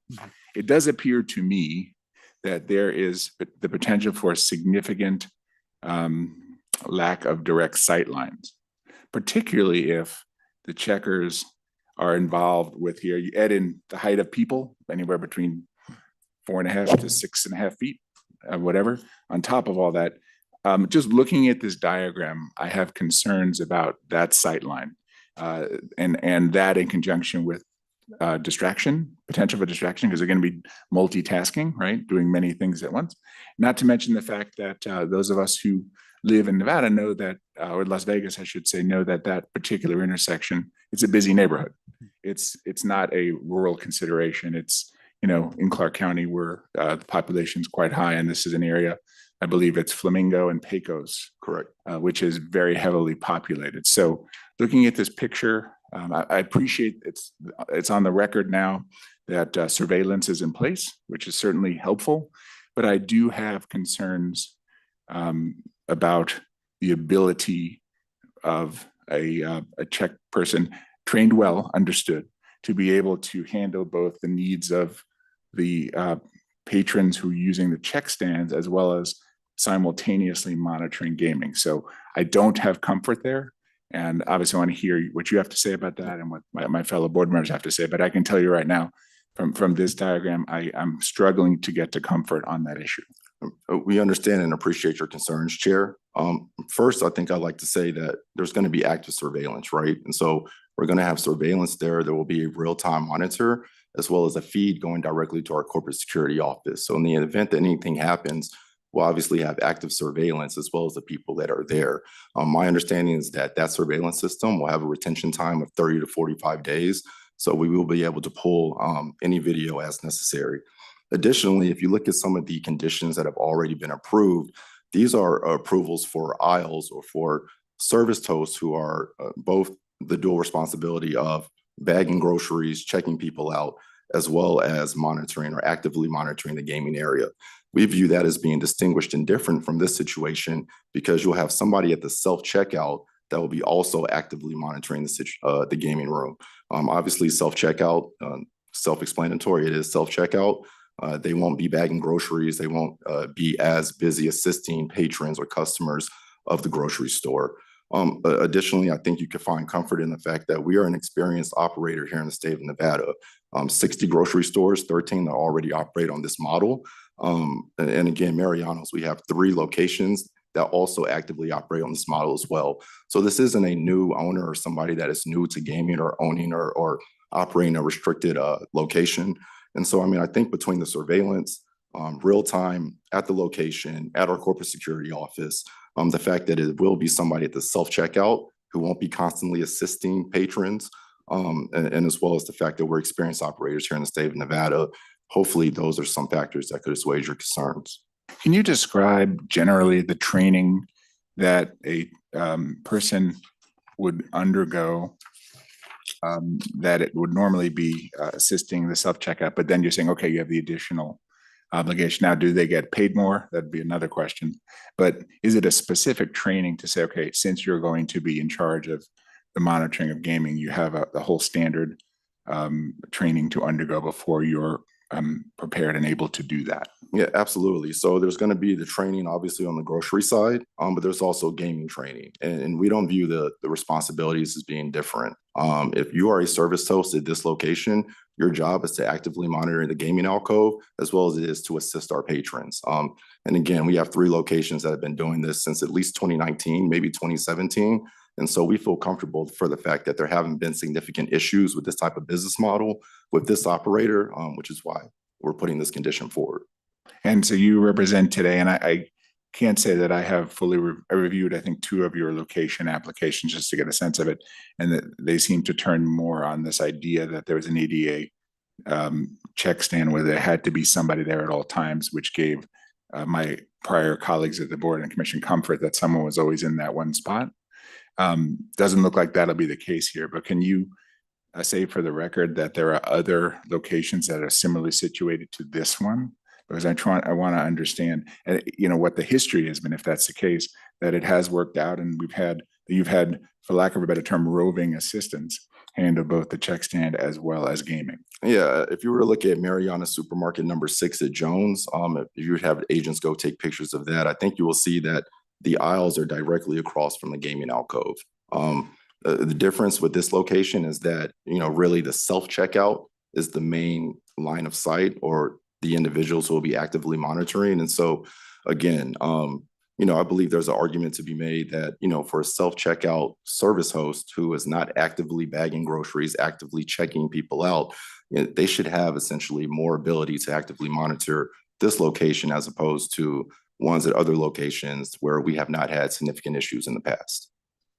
Okay, and so you said you give them full gaming training, and you expect, it's not a separate job, you expect them to handle their patrons. If you're a service host at Mariano's, your job is to assist the patrons. It's also to be versed on gaming and the restricted obligations that come with our license there.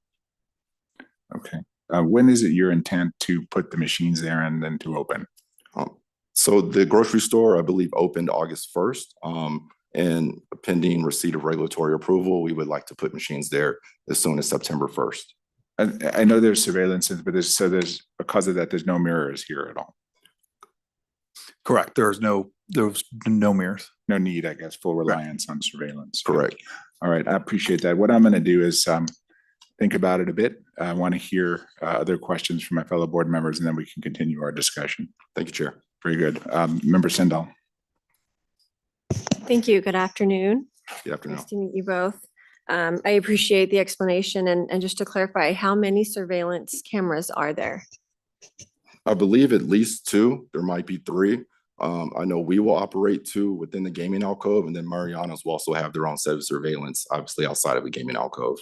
So can you tell me about kind of what your team looks at when they're looking at the surveillance, and kind of has your team on you mentioned there's 13 other locations that have a similar condition requirement. Like, has your team called an operator and said, hey, something's going on, or you need to get this person over there? And what does that look like in real time?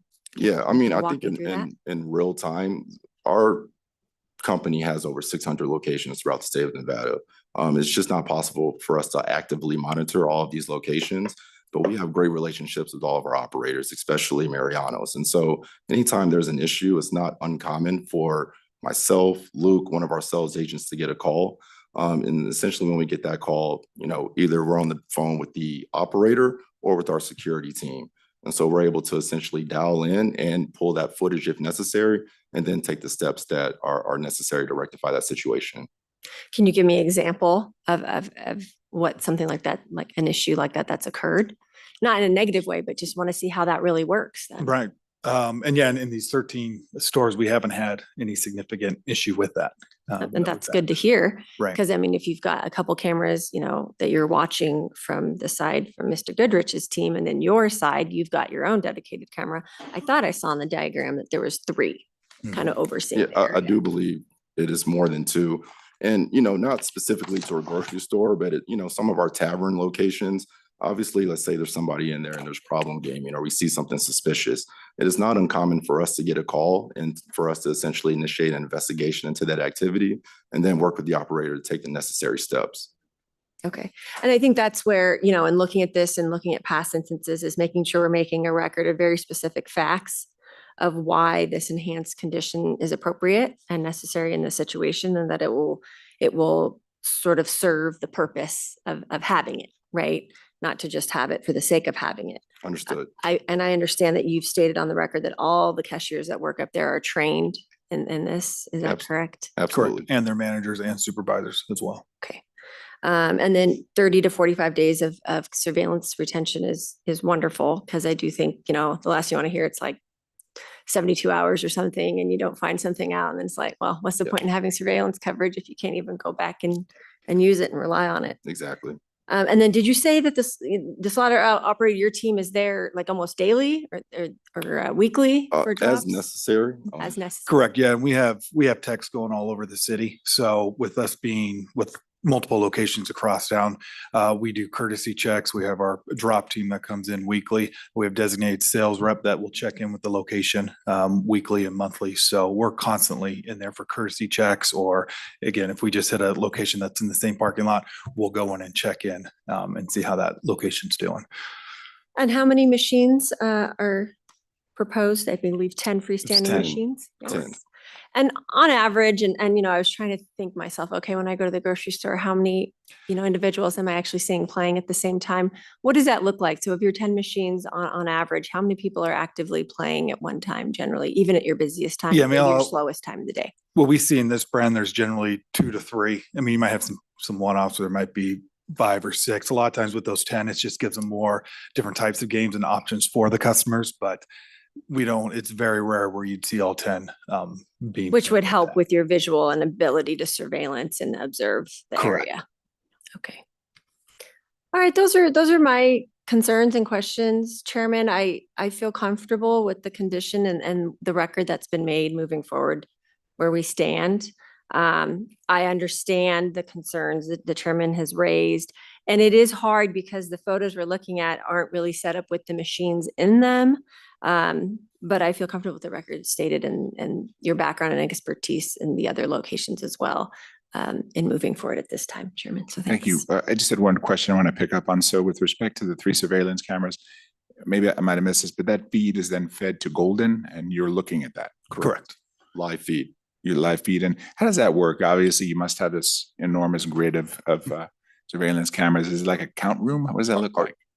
Surveillance room, I It's should not say. quite a surveillance room that you find in a casino that's dark and, you know, but it's similar, right? It's a room. We have TV screens all over that room. I think we're adding screens and Correct. adding as we enhance our surveillance capabilities. And so, I mean, it's similar to what you would find in a casino, not exactly the same setup, but you walk into an office and there are monitors all around the office and they have the ability to dial in to whatever location that they need on those monitors. So it's actively monitored. I just, as a separate note, I would, for my own education, I'd like to be potentially invited to come out to take a look at that room. Oh, Be interesting absolutely. To see that. Yep. But I appreciate that. Member Saad. Thank you, Chairman Dreitzer. Mr. Goodrich, thank you for that excellent presentation. All of my concerns have been answered. I'm in full support of your application. Thank you, Judge Saad. I too will support it. I just want to say for the record that whenever this condition comes about, from my perspective, the approval of it should turn on the unique set of circumstances related to the physical geography we're looking at, right? So I don't think that any recommendation for approval here or ultimately recommendation by the commission should be seen in it as any type of general precedent. I think that it really is going to turn on the pictures and the representations and the unique circumstances. Each circumstance is its own fingerprint, if you will. So I just want to establish that. I don't see our moving forward today, which I'm prepared to do. I don't see that candidly as useful or for any precedential type value for your next location. I think it's important we have this discussion on an individualized basis with this condition at each location. Understood, Chair. All right. Thank you very much. With that, I believe we're in good form for motion. Yes, Chairman Dreitzer, I move to recommend approval of restricted agenda item number 7 as read into the record by Madam Secretary Rupert pursuant to the following condition. An employee of the licensee or business operator who is at least 21 years of age shall be assigned to supervise and actively monitor the machines at all times the machines are available to the public for play. Madam Secretary. Member Assad? Aye. Member Sandal? Aye. Chairman Dreitzer? Aye, the motion passes. Thank you very much. Thank you. Thank you. And we'd also like to say thank you to Senior Agent Jeffries for their assistance and work on this application. Very good. Thank you, Mr. Goodrich. Thank you very much. With that, that concludes our restricted agenda item for this August meeting. So Madam Secretary, please read into the record our next item. Chairman, real fast. I think when we read the consent items for your approval, we left out restricted number 5. Okay. Let's take a look at that real fast. On our script, it doesn't have number 5. So maybe if we could just make that clear. Okay, could we then, the best thing to do would be for a board member to make a motion as to just restricted item number 5. Now clear it up.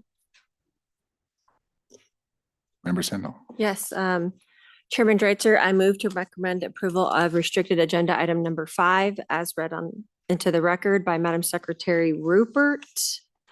Give me 1 second. I want to make sure there's no proposed conditions.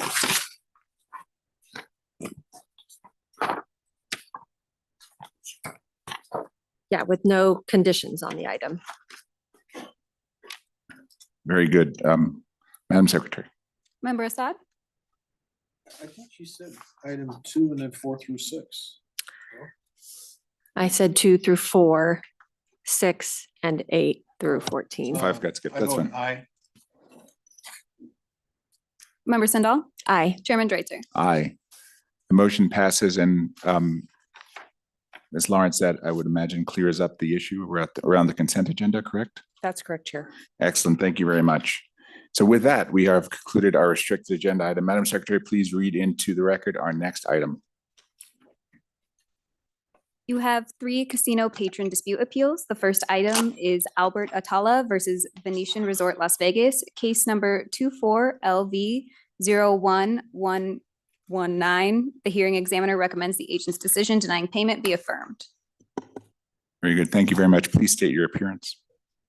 Good afternoon again. Connor Shea, Brownstein Hyatt Farber Schreck on behalf of Venetian Las Vegas Gaming LLC, the respondent in this matter. Very good, sir. Afternoon, Albert Atala, petitioner. Thank you very much. What I'll allow here is, as you know, we're limited to that which we have in the record. So the record speaks for itself. We're not going to accept any new evidence today, but I will allow each side to speak for 2 minutes or up to 2 minutes to state your position in this matter. And then we will at that point open up for questions if that were appropriate in the will of the board, or we'll take it for discussion. So perhaps, Mr. Atala, if you just wanted to begin, you have 2 minutes. And again, let's stick to what's already in the record because that's the only thing we are duty bound under law to consider. Thank you, Chairman. Again, Albert Atala, I'm the patron. Again, this matter's taken over 18 months. Basically, everything that was presented in the record is as accurate as I can make it. There was evidence taken on May 20th following my petition for reconsideration. And I feel like I argued in the case that probably the most glaring issue to me was the fact that IGT, the manufacturer of this machine, was never contacted or presented their findings. Basically, the investigation proceeded without the manufacturer, who I thought was the main provider of the data on my alleged $721,000 win. And to me, that was quite an error on the part of the whole proceeding. Thank you very much. Is that, I just want to make sure you have the opportunity to say what you want to say. That's it. Very good. Thank you very much. Sorry. Again, Connor Shea on behalf of Venetian Las Vegas Gaming LLC. As the petitioner indicated, this was a heavily litigated case. At this stage, I do believe there is a sufficient record to affirm the hearing examiner's recommendation. Significant evidence was presented at the hearing, including an affidavit of IGT's person most knowledgeable regarding the machine and the outcome that evening. The petitioner failed to carry his burden. As the famous saying goes, malfunctions void all pays and plays. There was significant evidence admitted that a malfunction, namely a real tilt, occurred during this gameplay. Without all having been said, I believe the request for payment should be denied yet again. Thank you. Thank you very much. Discussion, Member Assad, why don't you start? Thank you both for being here. I believe the issue boils down to, in the report where it says Petitioner Atala testified that he did not dispute that there was a tilt. So, for me, that's game over. Thank you. Thank you. Okay, Member Sindal. Yeah, upon review of the hearing examiner's recommendation, in reviewing the transcript and the stated findings of fact in that summary of findings, I actually echo Member Assad's statement and have that highlighted in the report that Petitioner Atala testified that he did not dispute that there was a tilt. The outcome of the game was determined almost instantaneously after a patron hits the spin button.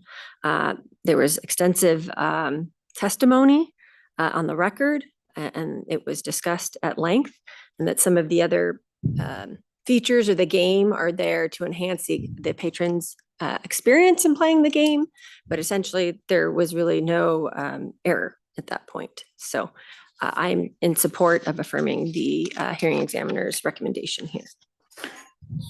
Thank you very much. In addition to all of that, there's no evidence that the win that you claim appears in the machine log.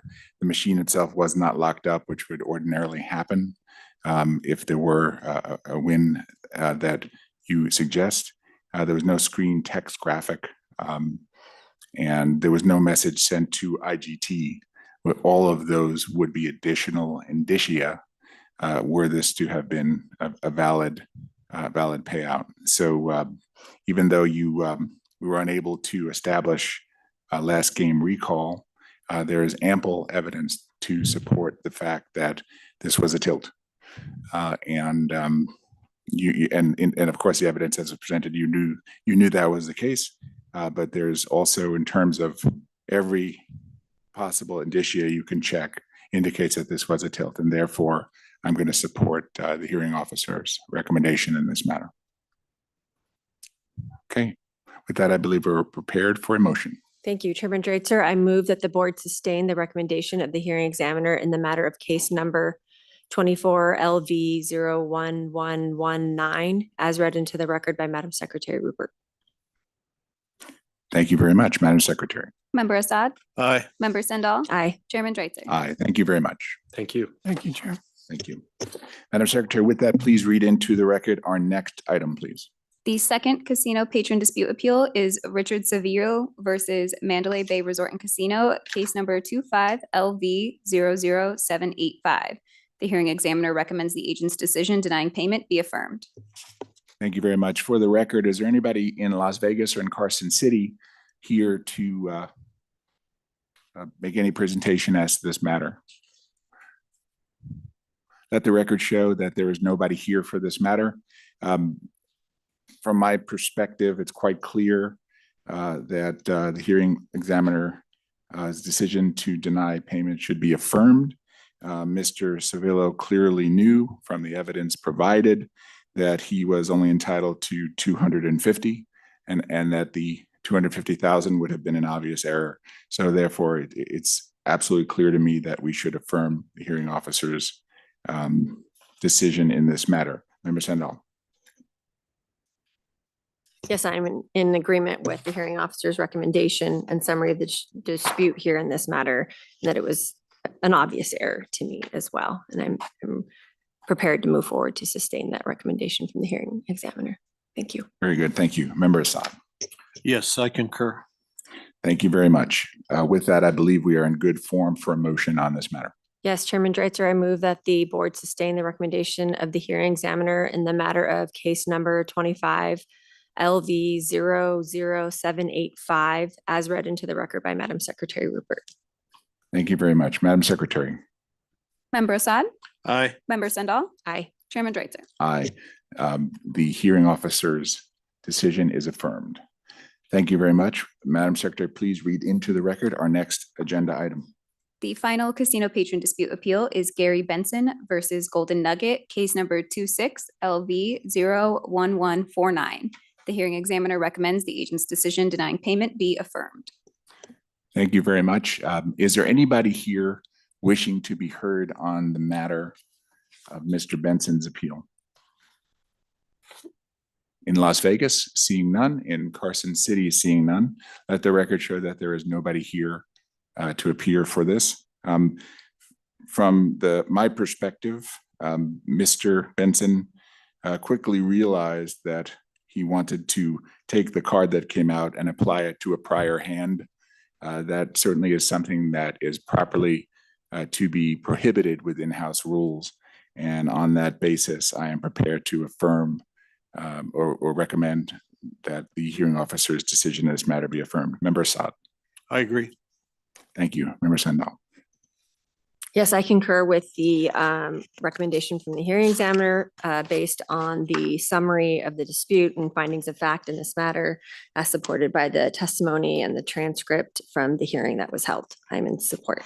Very good. With that, I believe we are in good form for a motion. Yes, Chairman Dreitzer, I move that the board sustain the recommendation of the hearing examiner in the matter of case number 25 LV 01149 as read into the record by Madam Secretary Rupert. Thank you very much. Madam Secretary. Member Assad? Aye. Member Sandal? Aye. Chairman Dreitzer? Aye. The hearing officer's decision is affirmed. With that, Madam Secretary, I'll ask that you read into the record our next item. You have two gaming employee registration appeals pursuant to Nevada Revised Statute 463.335. The first item is Nelson Anon, case number 2014-8382L. The hearing examiner recommends the board's objection be reversed. Okay, before we take discussion on this, I want to confirm what I now understand is that this matter may, under the statute, it may not be available to be made for a decision because it's not soon enough. It was my understanding, I guess, that in 2022, he was denied, so he would not be available. Oh, you're here, Mr. Anon. Thank you for coming. Just we're going to have this discussion and then we'll hear from you, okay? So Ms. Lawrence, would you care to comment on just the legal matter as to whether we can move forward with this hearing today? Sure, Chair. In the materials that we received, the hearing officer says that Mr. Anon requested another reconsideration in 2022. And the board's objection was sustained because Mr. Anon did not appear for his hearing on November 14th, 2022. Under NGC Regulation 5.109, Section 11, if a person is denied the ability to work in the gaming industry on a motion to reconsider, then they have to wait 5 years to submit another petition. So if he was denied on November 14th, 2022, 5 years from then would be November 24th, 2027. The only exception to that would be if there was a change in that limitation on the time period, which we don't have the information on that hearing from 2022 or the decision. But Section 11 of NGC Regulation 5.109 requires that the board or commission is able to amend that 5-year timeline. And at this point, we don't know if that was done. So what you say, we don't know, or there's no record that that was done? We weren't provided with it. There may be a record, but we don't have it. I'm not sure if the hearing officer, hearing examiner has that information. Okay, if there's somebody with, I'm sorry, ma'am, could you please come forward and state your name if you have information relevant to this?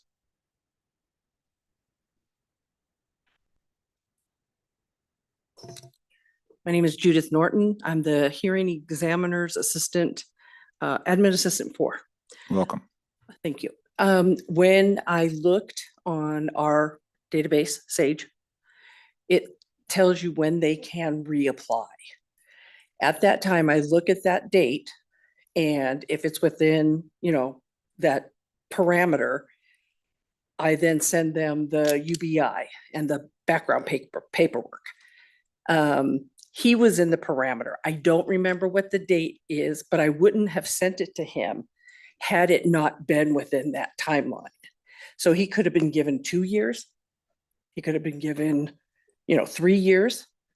I don't have it in front of me, but I wouldn't have sent that to him unless it was in that reapply okay date. Thank you for that. Mr. Agnew, do you have additional evidence on this topic? Please hit the button. Thank you, Ms. Norton. Chair, I'm a little behind the curve, having just walked in. Would there be a chance for a refresher on the question? Yes, the issue is as to whether there was a denial in 22 and that he wouldn't be able to reapply until 27. So the issue is as to whether this is appropriate for our consideration here in 26, or did he have to wait a full 5 years before requesting another hearing? Typically, it would be addressed by the report itself and the board members' approval. It can be anywhere from 1 year timeframe to 5. And I don't have the case in front of me to verify that, but it would be possible that a person would be able to reapply within a certain lesser timeframe. If I were to trail this matter and for us to look at handle other matters, could you get that information and then be able to come back to us affirmatively on the record? 1 second, sir. We absolutely will allow you to speak. Yes, sir. Okay, so my inclination at this time is that there's a piece of information that would be useful to understand whether we can go ahead here today. It's my understanding that this is readily ascertainable, and I'm prepared to trail this matter for a short period of time for you to get that information so we can confirm whether we are legally able under the regulation to move forward today. Yes, sir. Sir, you wanted to say something, and please state your name for the record. Yeah, my name is Nelson Ena, and when I went to the office down there in Las Vegas Boulevard, they told me that when I went to 2014, they told me to wait 3 years to reapply it again. That way I went over like 3 years later to apply it again, try to get my gaming license. Okay, so what? So that's what they told me, 3 years, not 5 years. Okay, I appreciate that. So here's what we're going to do. I think it's important to establish a record that indicates that you have the right to have the hearing and to have this matter decided, or at least to get to this point for the board to consider it today. It sounds like we can figure this out relatively short order and then come back. So what we do is we have other matters that we're going to hear. We will take those on and then ask you to come back. Okay? Madam Secretary, we will trail this matter. So we done? Very good. And we'll come back to you, sir. All right, with that, please read into the record our next item. The second gaming employee registration appeal is James Hoff, case number 2016-7092E. Sorry, 4092E. Okay, is anybody here to speak to the Hoff matter? Anybody in Carson City speak to the Hoff matter? Let the record show that nobody is here to speak to this matter. Member Sendall, why don't you start? Thank you. I've reviewed the recommendation from the hearing examiner. And I guess I don't want to be testifying myself, but I don't have anybody here to ask questions to. I guess in short order, I will say upon reviewing the decision in the matter of James Hoff, I understand that hearing examiner is recommending that the board's objection to the registration be reversed. Upon my review, I disagree with the hearing examiner, and I feel that there is ample evidence of 8 undisclosed arrests in Mr. Hoff's background. I understand upon review of the recommendation that there are some severe medical issues Mr. Hoff has. However, I do find it problematic on the multiple failure to disclose to me what is a significant amount of arrests. And the last of being most recently 5 years ago, and am sympathetic to his situation, in his medical situation and his need to self-medicate. However, in that regard as well, under our statutes and in our duty in issuing gaming employee registration, licenses or issuing registrations, the failure to disclose is problematic to me, presents a threat to the gaming industry and serves as disrepute to the state of Nevada. And I think under NRS statute, NRS 463.335, that I do not feel Mr. Hoff should be granted an employee registration at this time. That's where I'm at right now, Chairman. Thank you very much. Member Sot. Thank you, Chairman Dreitzer. I concur with my colleague's assessments. Not only did he not list 8 arrests on his application, he was arrested approximately 11 times. He's basically a self-admitted drug addict, and I don't think he should be working as a security guard in any licensed casino. So I agree with Member Sindall. Thank you very much, Member Assad. I am certainly sympathetic to his situation. It does appear that he is a user of marijuana, and it appears that he uses it to deal with a medical condition. So I'm definitely sympathetic to that. And a number of these incidences today would not be illegal based upon things that have happened related to the legalization of marijuana. That said, though, his lack of candor is a concern to me.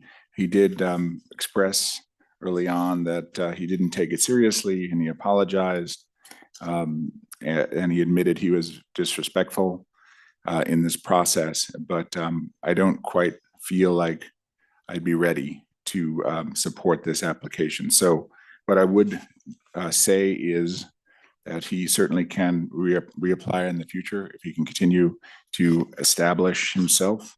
I'd be open to that, but for now, I don't think on balance that it is appropriate for him to act, particularly as a security guard at a casino. So I will stand in support of my colleagues on this matter. And with that, I believe we're ready for a motion. Thank you, Chairman Dreitzer. I move that the board reject the hearing examiner's recommendation and hereby sustain the board's objection in the matter of case number 2016-4092E as read into the record by Madam Secretary Rupert. Madam Secretary. Member Assad? Aye. Member Sindall? Aye. Chairman Dreitzer? Aye. Chairman, I'm sorry if I could just interject. His ability to reapply would be an automatic 5 years unless you put on the record now that you would like it to be less. So and that's something I guess we would, so let's consider. I would say give him 3 years. That would be my thought on it. I know what my colleagues think, but I would say 3. I'm fine with that. I'm happy to support that as well. If that's the will of my colleagues. Do I need to restate the motion and state that, Doug Lawrence? Please. Okay. Chairman Dreitzer, I move that the board reject the hearing examiner's recommendation and hereby sustain the board's objection in the matter of case number 2016-4092E with a limitation in the ability for the applicant to return in 3 years to seek gaming employee registration at that time. And that this matter be moved forward on that basis as read into the record by Madam Secretary Rupert. Thank you very much, Member Sendall. Madam Secretary. Member Assad? Aye. Member Sendall? Aye. Chairman Dreitzer? Aye. Well, very good. Then we'll turn then to our next agenda item on our regulation agenda. You have one regulation agenda item regarding proposed amendments to Nevada Gaming Commission Regulation 5 as noted on the agenda. Very good. Good afternoon, Mr. Michaela. We have some appearances in Las Vegas, and then we'll make our way up to you. Chief Torgerson, good afternoon. Good afternoon, Chair, Board members. Good to see you today. I think I'm ready actually for Senior Dag McKellar's presentation. We're just here in support of that or any questions you may have. Thank you. I just wanted to give you your appearance and then that of Mr. Nichols. So just state your name and title. Robert Nickel, supervisor from Las Vegas. Thank you very much. Mr. McKellar, good afternoon. Good afternoon, Chair Dreitzer, Member Assad, Member Sendall, Madam Secretary. For the record, I'm John McKellar with the Attorney General's Office. As just stated, Christy Torgerson, Chief of the Enforcement Division, and Robert Nickel, Supervisor with the Enforcement Division, are also present today. Before you today for possible recommendation to the Commission is a minor update to the Gaming Salon Regulation, Regulation 5.200. Specifically, current logging requirements concerning guests of salon patrons found in subsection 3A1 and 2 would be updated to narrow the logging requirements to the name of a wagering guest and when a wagering guest enters or leaves a gaming salon. The date of the draft before you today is July 17th, 2026. However, I must note for the record that the footer of the draft indicates a draft date of July 15th. The current requirement, adopted August 25th, 2025, requires logging for all salon patron guests, not just the guests which place wagers. Prior to the August 25th, 2025 adopted changes, there was not a logging requirement at all for salon patron guests. At the time of the August 2025 changes, the industry was not overly concerned with this logging requirement. However, in application, this logging requirement has proved to be somewhat burdensome. The Enforcement Division has determined it does not need information concerning the comings and goings of all salon patron guests. As such, the industry requested the slight narrowing of the logging requirement to wagering guests as indicated in the draft before you today. These changes are before you for recommendation to the Commission, effective upon its adoption. Chief Torgerson, Supervisor Nickel, and I are happy to answer any questions you may have. Thank you. Thank you very much. It's obviously a relatively simple change, but I did want to hear and we'll put great weight in the testimony opinion of the Enforcement Division around this change and why this change is acceptable from the perspective of monitoring the salons. The question would be, when you go only to gaming patrons, that others can come in, and just because someone isn't a gaming patron doesn't mean they couldn't cause problems or raise concerns within the salon environment. So I would like to very much hear your opinion about why I shouldn't be concerned about that. Definitely, Christy Torgerson for the record. So when we look historically, regulators, we've never tracked and logged these individual guests moving in and out unless they were wagering patrons. This was the first that we established with many of these reg changes in support of salons and the supervision of these salons. With that said, it has become somewhat burdensome for our licensees. And looking at it in retrospect, since we never had the condition before, we hadn't had problems with individuals that were simply guests that were not engaging in gaming transactions. There is lots of different complex levels of supervision over these salons. And adding this requirement, it does very little for us here at the board.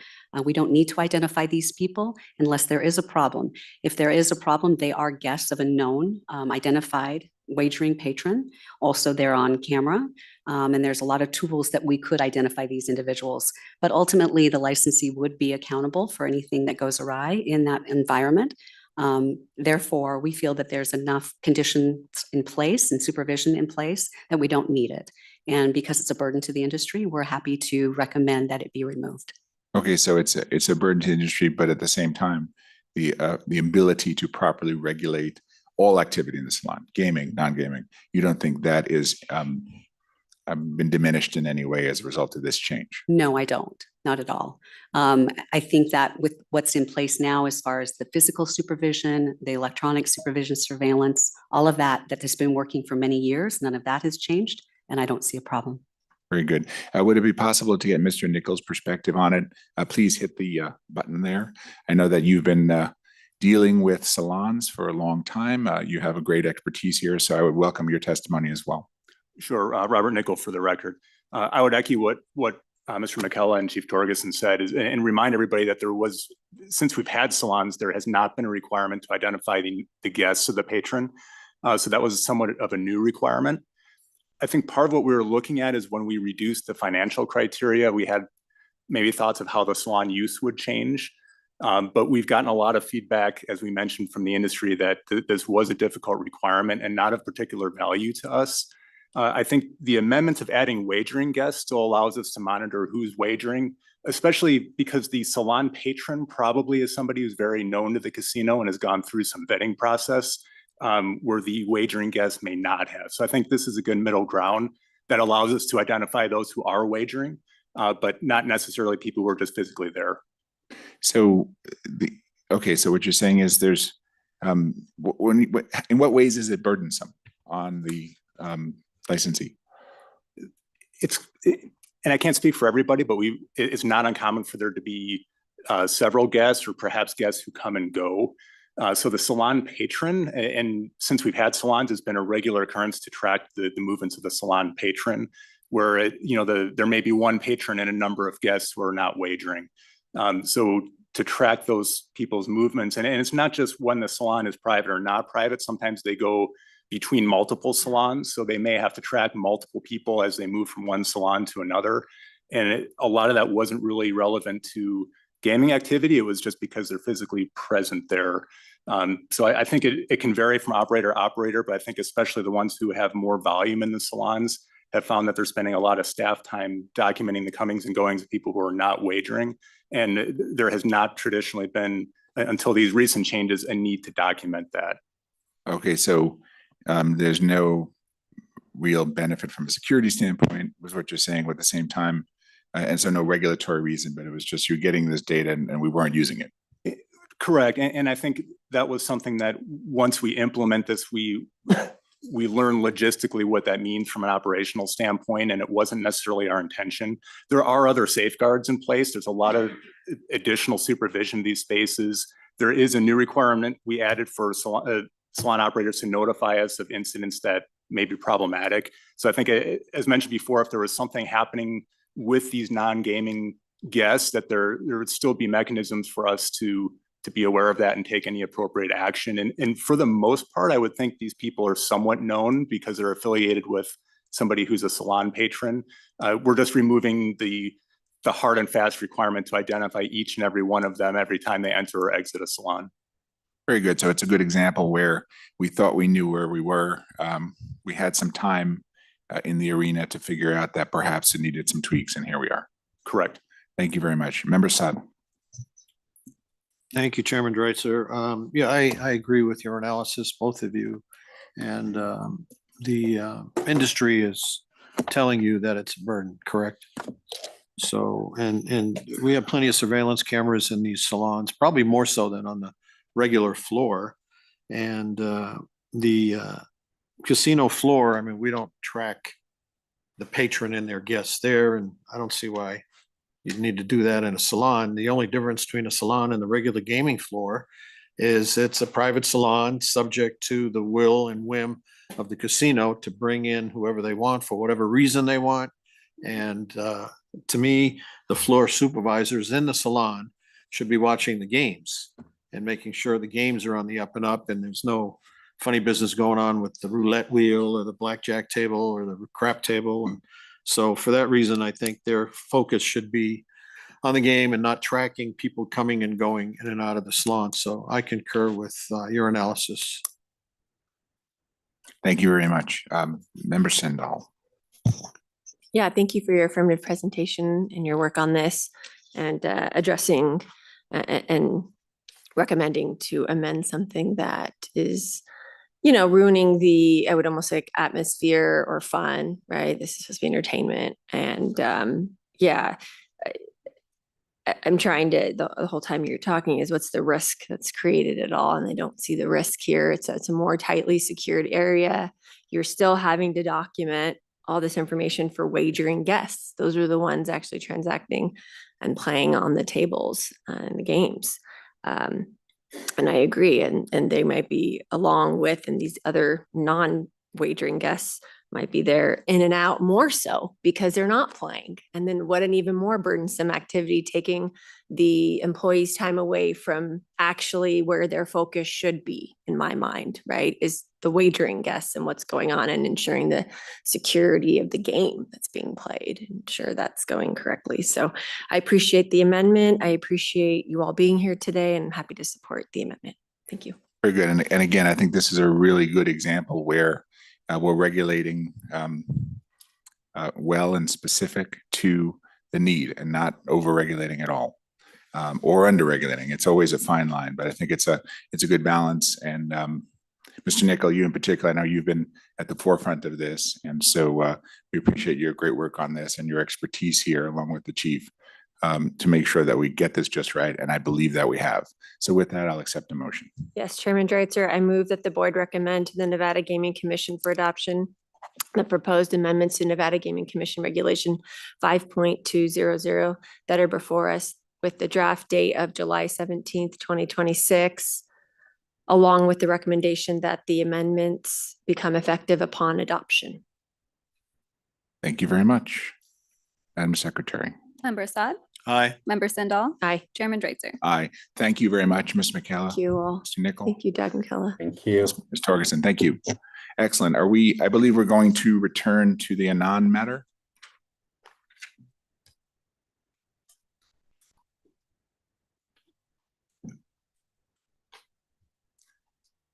So welcome back. If you could, each of you, if you could please just state your name for the record. And again, I'm going to give you an opportunity to speak. So My name is Nelson Ennis. And very good. As I said, I'll give you an opportunity to speak. I first want to establish that this matter is appropriately heard before the board, and then we'll come back to you. We'll have an opportunity. Mr. Agnew, state your name for the record. Thank you, Chair. Derek Agnew for the record. Very good. Now, to the satisfaction of the Deputy Attorney General, have we been able to establish that the board can consider this matter here today? Yes, sir. Okay, then perhaps please describe the manner in which that's the case. Okay, as this was part of a sealed record, it wasn't included initially in the case report. However, I have a document from November 14th, 2022 from the previous hearing examiner, which states in the final line, it is further recommended that the petitioner be allowed to submit another petition after 3 years instead of the maximum 5 years allowed by the Nevada Gaming Commission Regulation 5.10911. Okay, very much appreciated. So on that recommendation, then Chair, that might have been the recommendation of the hearings officer, but I don't know what happened if it was adopted or not. So we would need to see something that shows either the board or the commission adopted that. They could have said, no, we want it to be 5 years. That was the recommendation of the hearings officer. would we not be able to then see what the minutes reflect in the board and commission to confirm that one way or the other?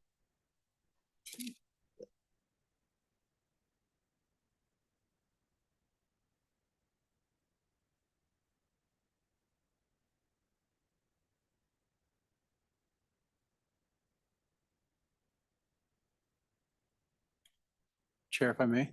1 second. Again, before we can move forward, it's best to understand from a procedural standpoint that we would be appropriate to move forward.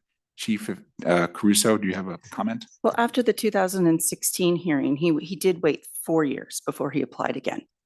And at that time, I believe he was rejected, correct? He was objected to again in 2022 is what the recommendation says. So what we need to know is what happened in 2022 that would allow him to file a reconsideration request in less than 5 years. And that's information that, from your perspective, Chief Caruso, we do not have right now. That's correct. Okay, so in fairness, what I want to do is obviously, Mr.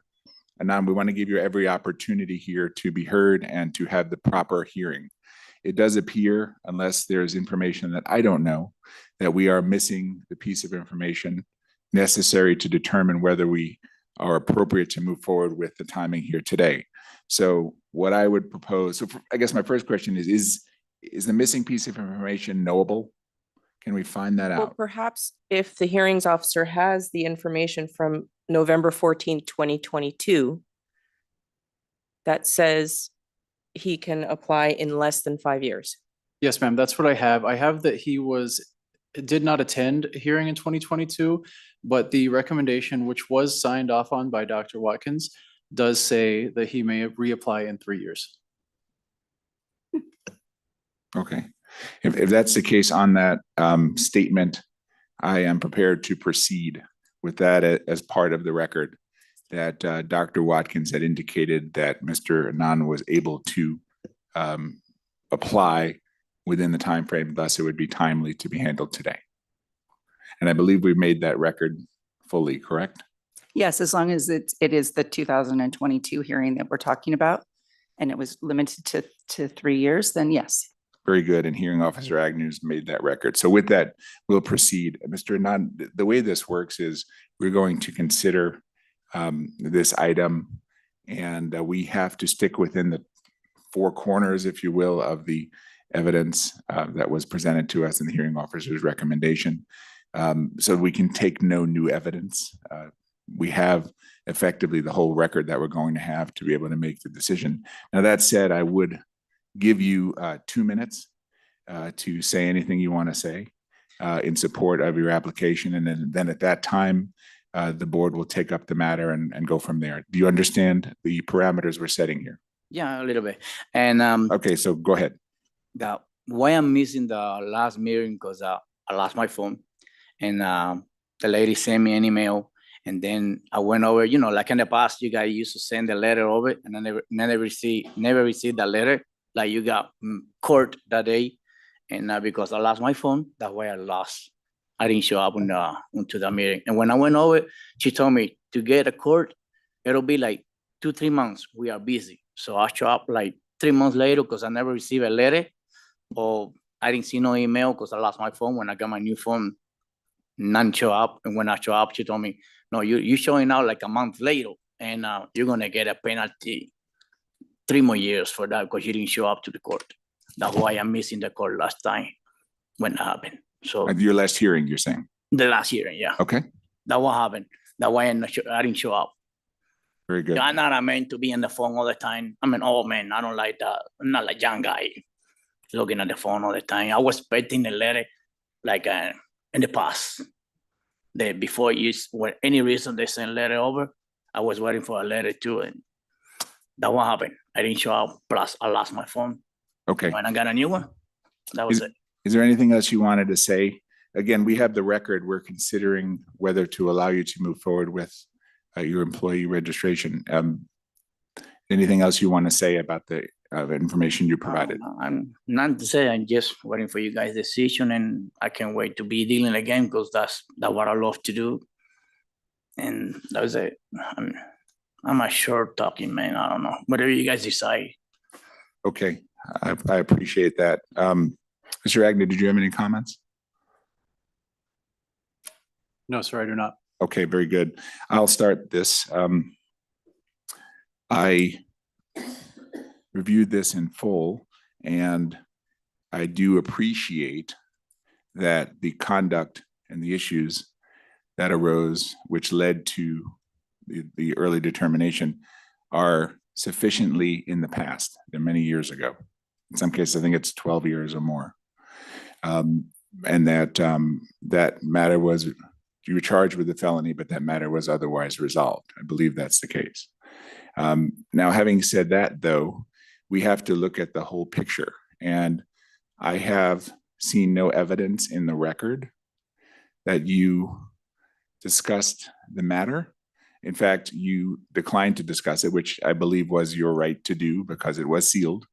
But in pursuit of a privilege such as a gaming employee registration, we had known about this. You were asked about it. You declined to comment on it, and that you said you should be allowed to be reinstated because you're a good person. And I have no doubt about that, or no statement about that.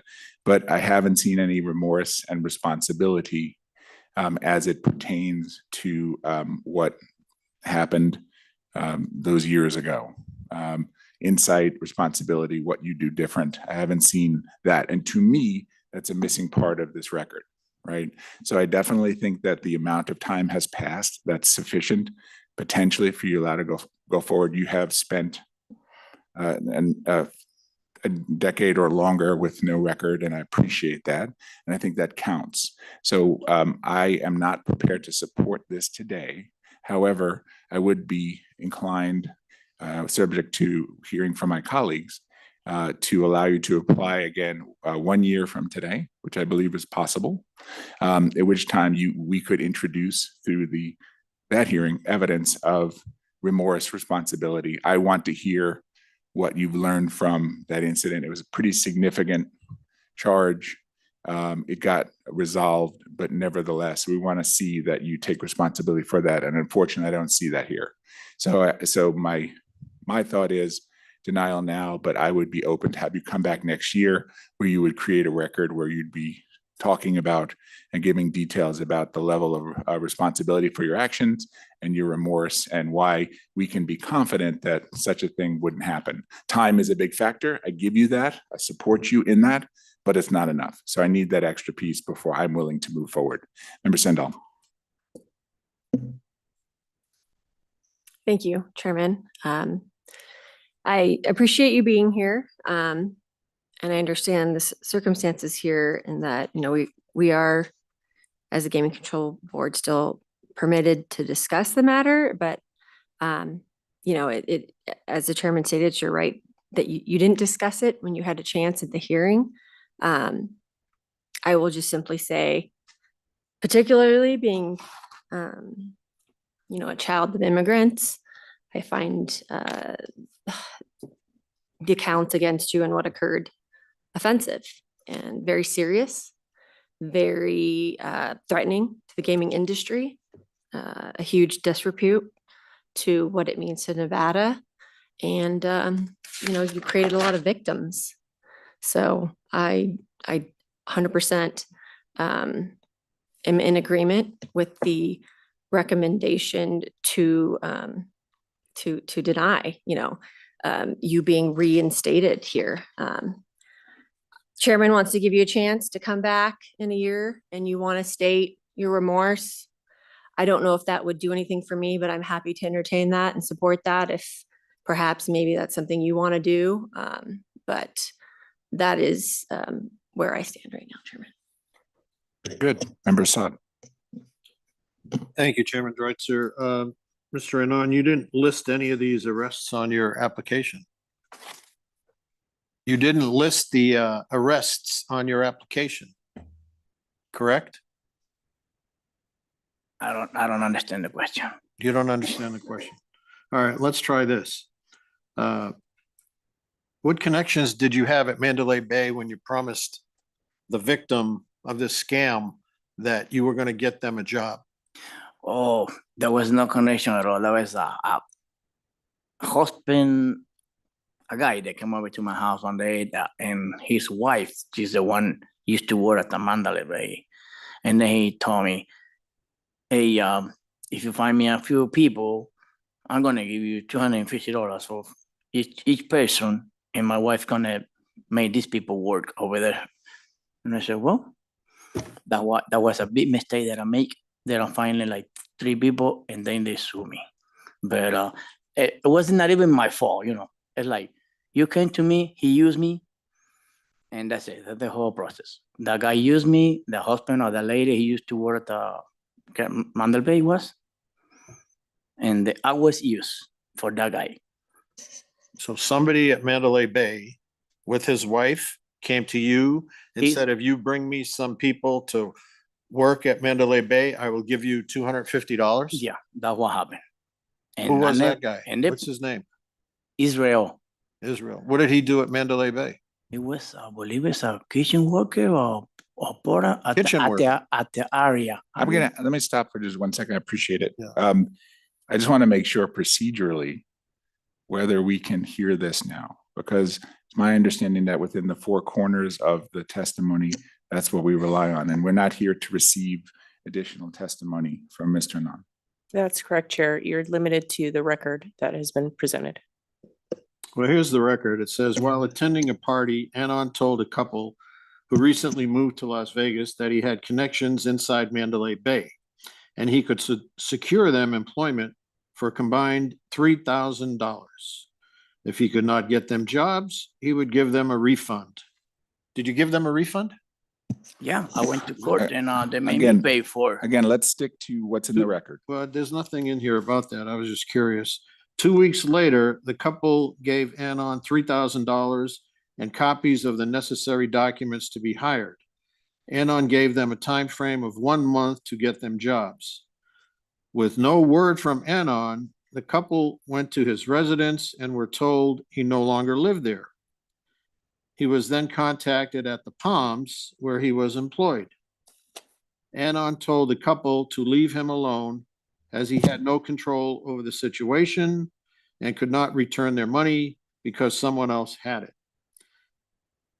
That was on the 14th, 2014, then actually at 10/12/2011. Before that, another victim reported to the Metropolitan Police Department that she was the victim of the same scam, the same theft fraud. One of the relatives had referred her to Anon for assistance in finding a job. He told the victim he had access to the MGM Corporation and guaranteed her a job there. A week later, this victim met with Anon and gave him a fee of $1,250 based on a promise he could get her a job within a month. This new victim also asked Anon for her money back as she had not heard from him after a month. This time, Anon introduced the victim to a man named Israel, who assured her everything would be fine as his wife worked at MGM. Despite assurances from both Anon and Israel, she eventually demanded Anon take her to Israel's house to confront him. Upon arrival, they also met additional victims demanding their money back for the same issue. Israel refused to open the door and Anon called the police. That's about it. So my question to you is, where are you working now? I'm a truck driver right now. Truck driver? Yeah. Okay. And why did you not list these arrests? You were arrested for 3 felony counts of fraud. Why did you not list those arrests on your application? So I'm going to defer to the Attorney General's office. My understanding, if this is wrong, tell me please. My understanding was that they were sealed and under law, he did not have to provide them. Is that not accurate? That's correct. If the hearing examiner determines that it's not related to gaming sufficiently, then they would not unseal those records. Well, this definitely involved gaming. He was scamming people to get him a gaming job. So we definitely have that. Now, I'd like to know that if a record is sealed, when the person applies with Luke, with Mr. Rippey, the investigations division, do they have to unseal the record before you can move forward on their application? What's, you want to know about? I want, Luke, can you come on up here, please?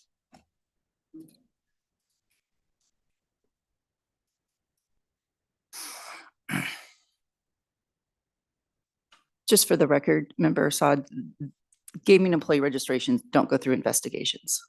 I know that. Okay. Trying to make a analysis, an analogy. Yep. When someone applies for a gaming license with you, the investigation division, and they say, my records are sealed, I'm not telling you anything about my criminal background. Do you move forward or you say, take a nice hike and we'll see you down the road? I would echo the words of Dag Lawrence, so it would have to involve gaming for them to unseal it.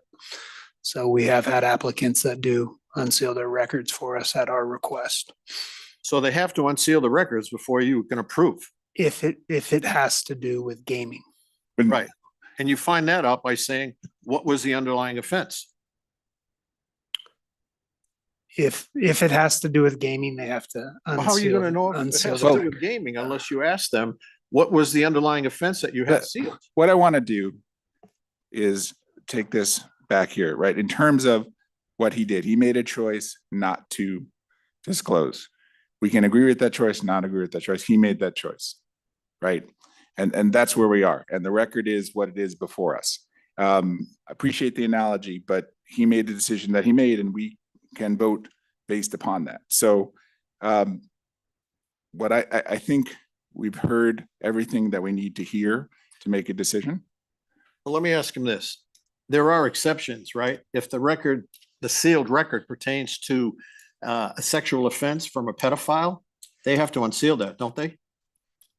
That would be, I believe, from the district attorney's office. There's specific, there's specific areas in. There are exceptions. There are specific exceptions. Right. I did speak to Senior Dag McGaw about this. He did an analysis.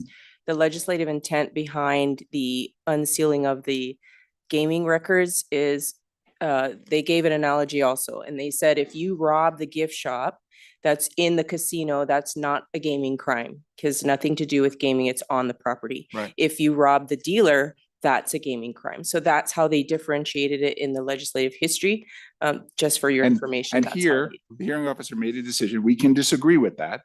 But he made the decision he made. Mr. Hoff made the decision not to disclose that he made. And from my perspective, we're ready for a motion. Well, I'm not done yet. So my perspective on you is you're a scam artist, you're a con artist, and you should never be allowed to have a job in the gaming industry. Period. Go ahead. Okay, I'm ready for a motion. Chairman Dreitzer, I move that the board reject the hearing examiner's recommendation and hereby sustain the board's objection in the matter of case number 2014-8382L as read into the record by Madam Secretary Rupert with no limitations on the 5 years for reapplication. That'd be my proposed motion.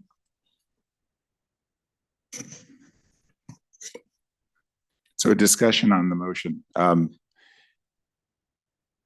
These charges, of course, are very serious, no question about that. But I do want to make the record that ultimately restitution was made and stayed away from the victims, and that is something that happened 12 years ago, and there's been nothing since. I just want to make that record. Again, from my perspective, I didn't see any type of remorse or acceptance of responsibility for something that happened 12 years ago. And that remains a big problem for me because of the nature of the offense. And I would personally prefer that he be allowed to reapply within 1 year or even 3, but to the extent that there's no support for that, I will accept the motion. But I do want to put on the record that there have been 12 years in between of exemplary conduct. Again, not at all condoning his prior conduct, but he made restitution for it. The matter was dismissed and there was no conviction. And I think that's an important piece of this, but I will support Member Sendall's motion. Any further discussion? Not by me. As in hearing you, I'd be willing to do 3 years if that provides you some comfort and with your stipulation that he would need to come back and show remorse and a record of what happened. And at that point, it would be 15 years. If that provides you more comfort, if Member Assad is on board with that, I'm fine with that. It still isn't proving anything. It's just saying he can come back in 3 years. And that's all I've ever said, because if you look at this 12 plus 3 becomes 15 years, it's a record that has been no intervening inference of negative conduct, no charges, nothing in the last 12 years. And I think that there's a value to that. But again, weighed against the severe conduct. But again, he hasn't shown remorse. I would prefer it to be 3 years. I prefer it to be 1. But again, I will support the motion at 5 if that's where we are. Member Assad, what are your thoughts? So we're at 5 years, right? I said I would agree to 3. I'll go with 5. That's fine. Fine, okay. I guess. So the current motion then would Remain at 5. remain at 5 with no further discussion, Madam Secretary. Member Assad? Aye. Member Sandal? Aye. Chairman Dreitzer? Aye. The motion passes. Thank you very much.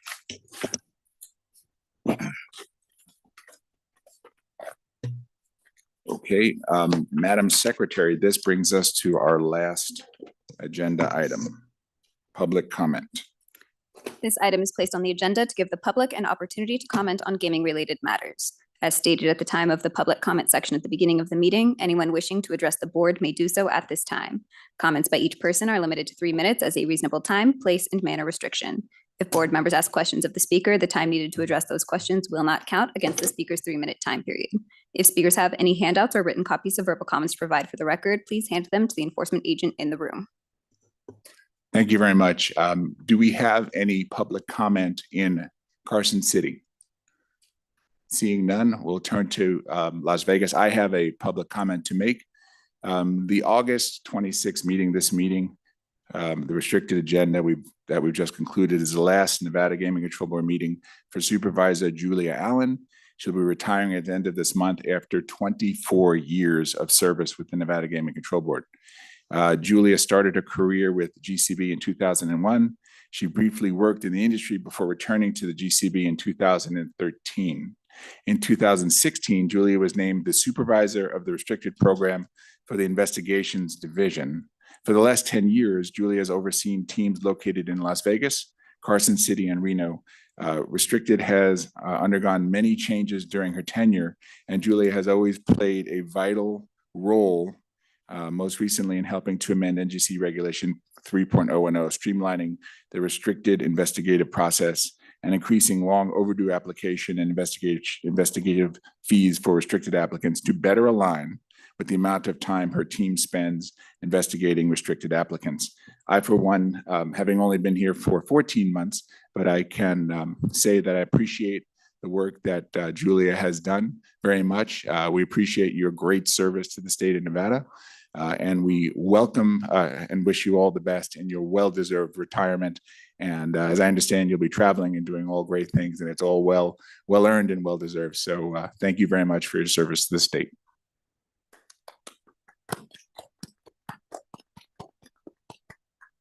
Very good. With that, are there any other additional public comments?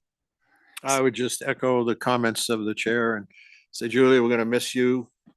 Whoever the next person is in that spot, they've got some big shoes to fill. So, and have fun on your travels. Very good. With that, that will close the public comment section of our meeting, thus concluding the Nevada Gaming Control Board meeting for the month of August 2026. Thank you all for attending in person or virtually. We stand adjourned. Thank you.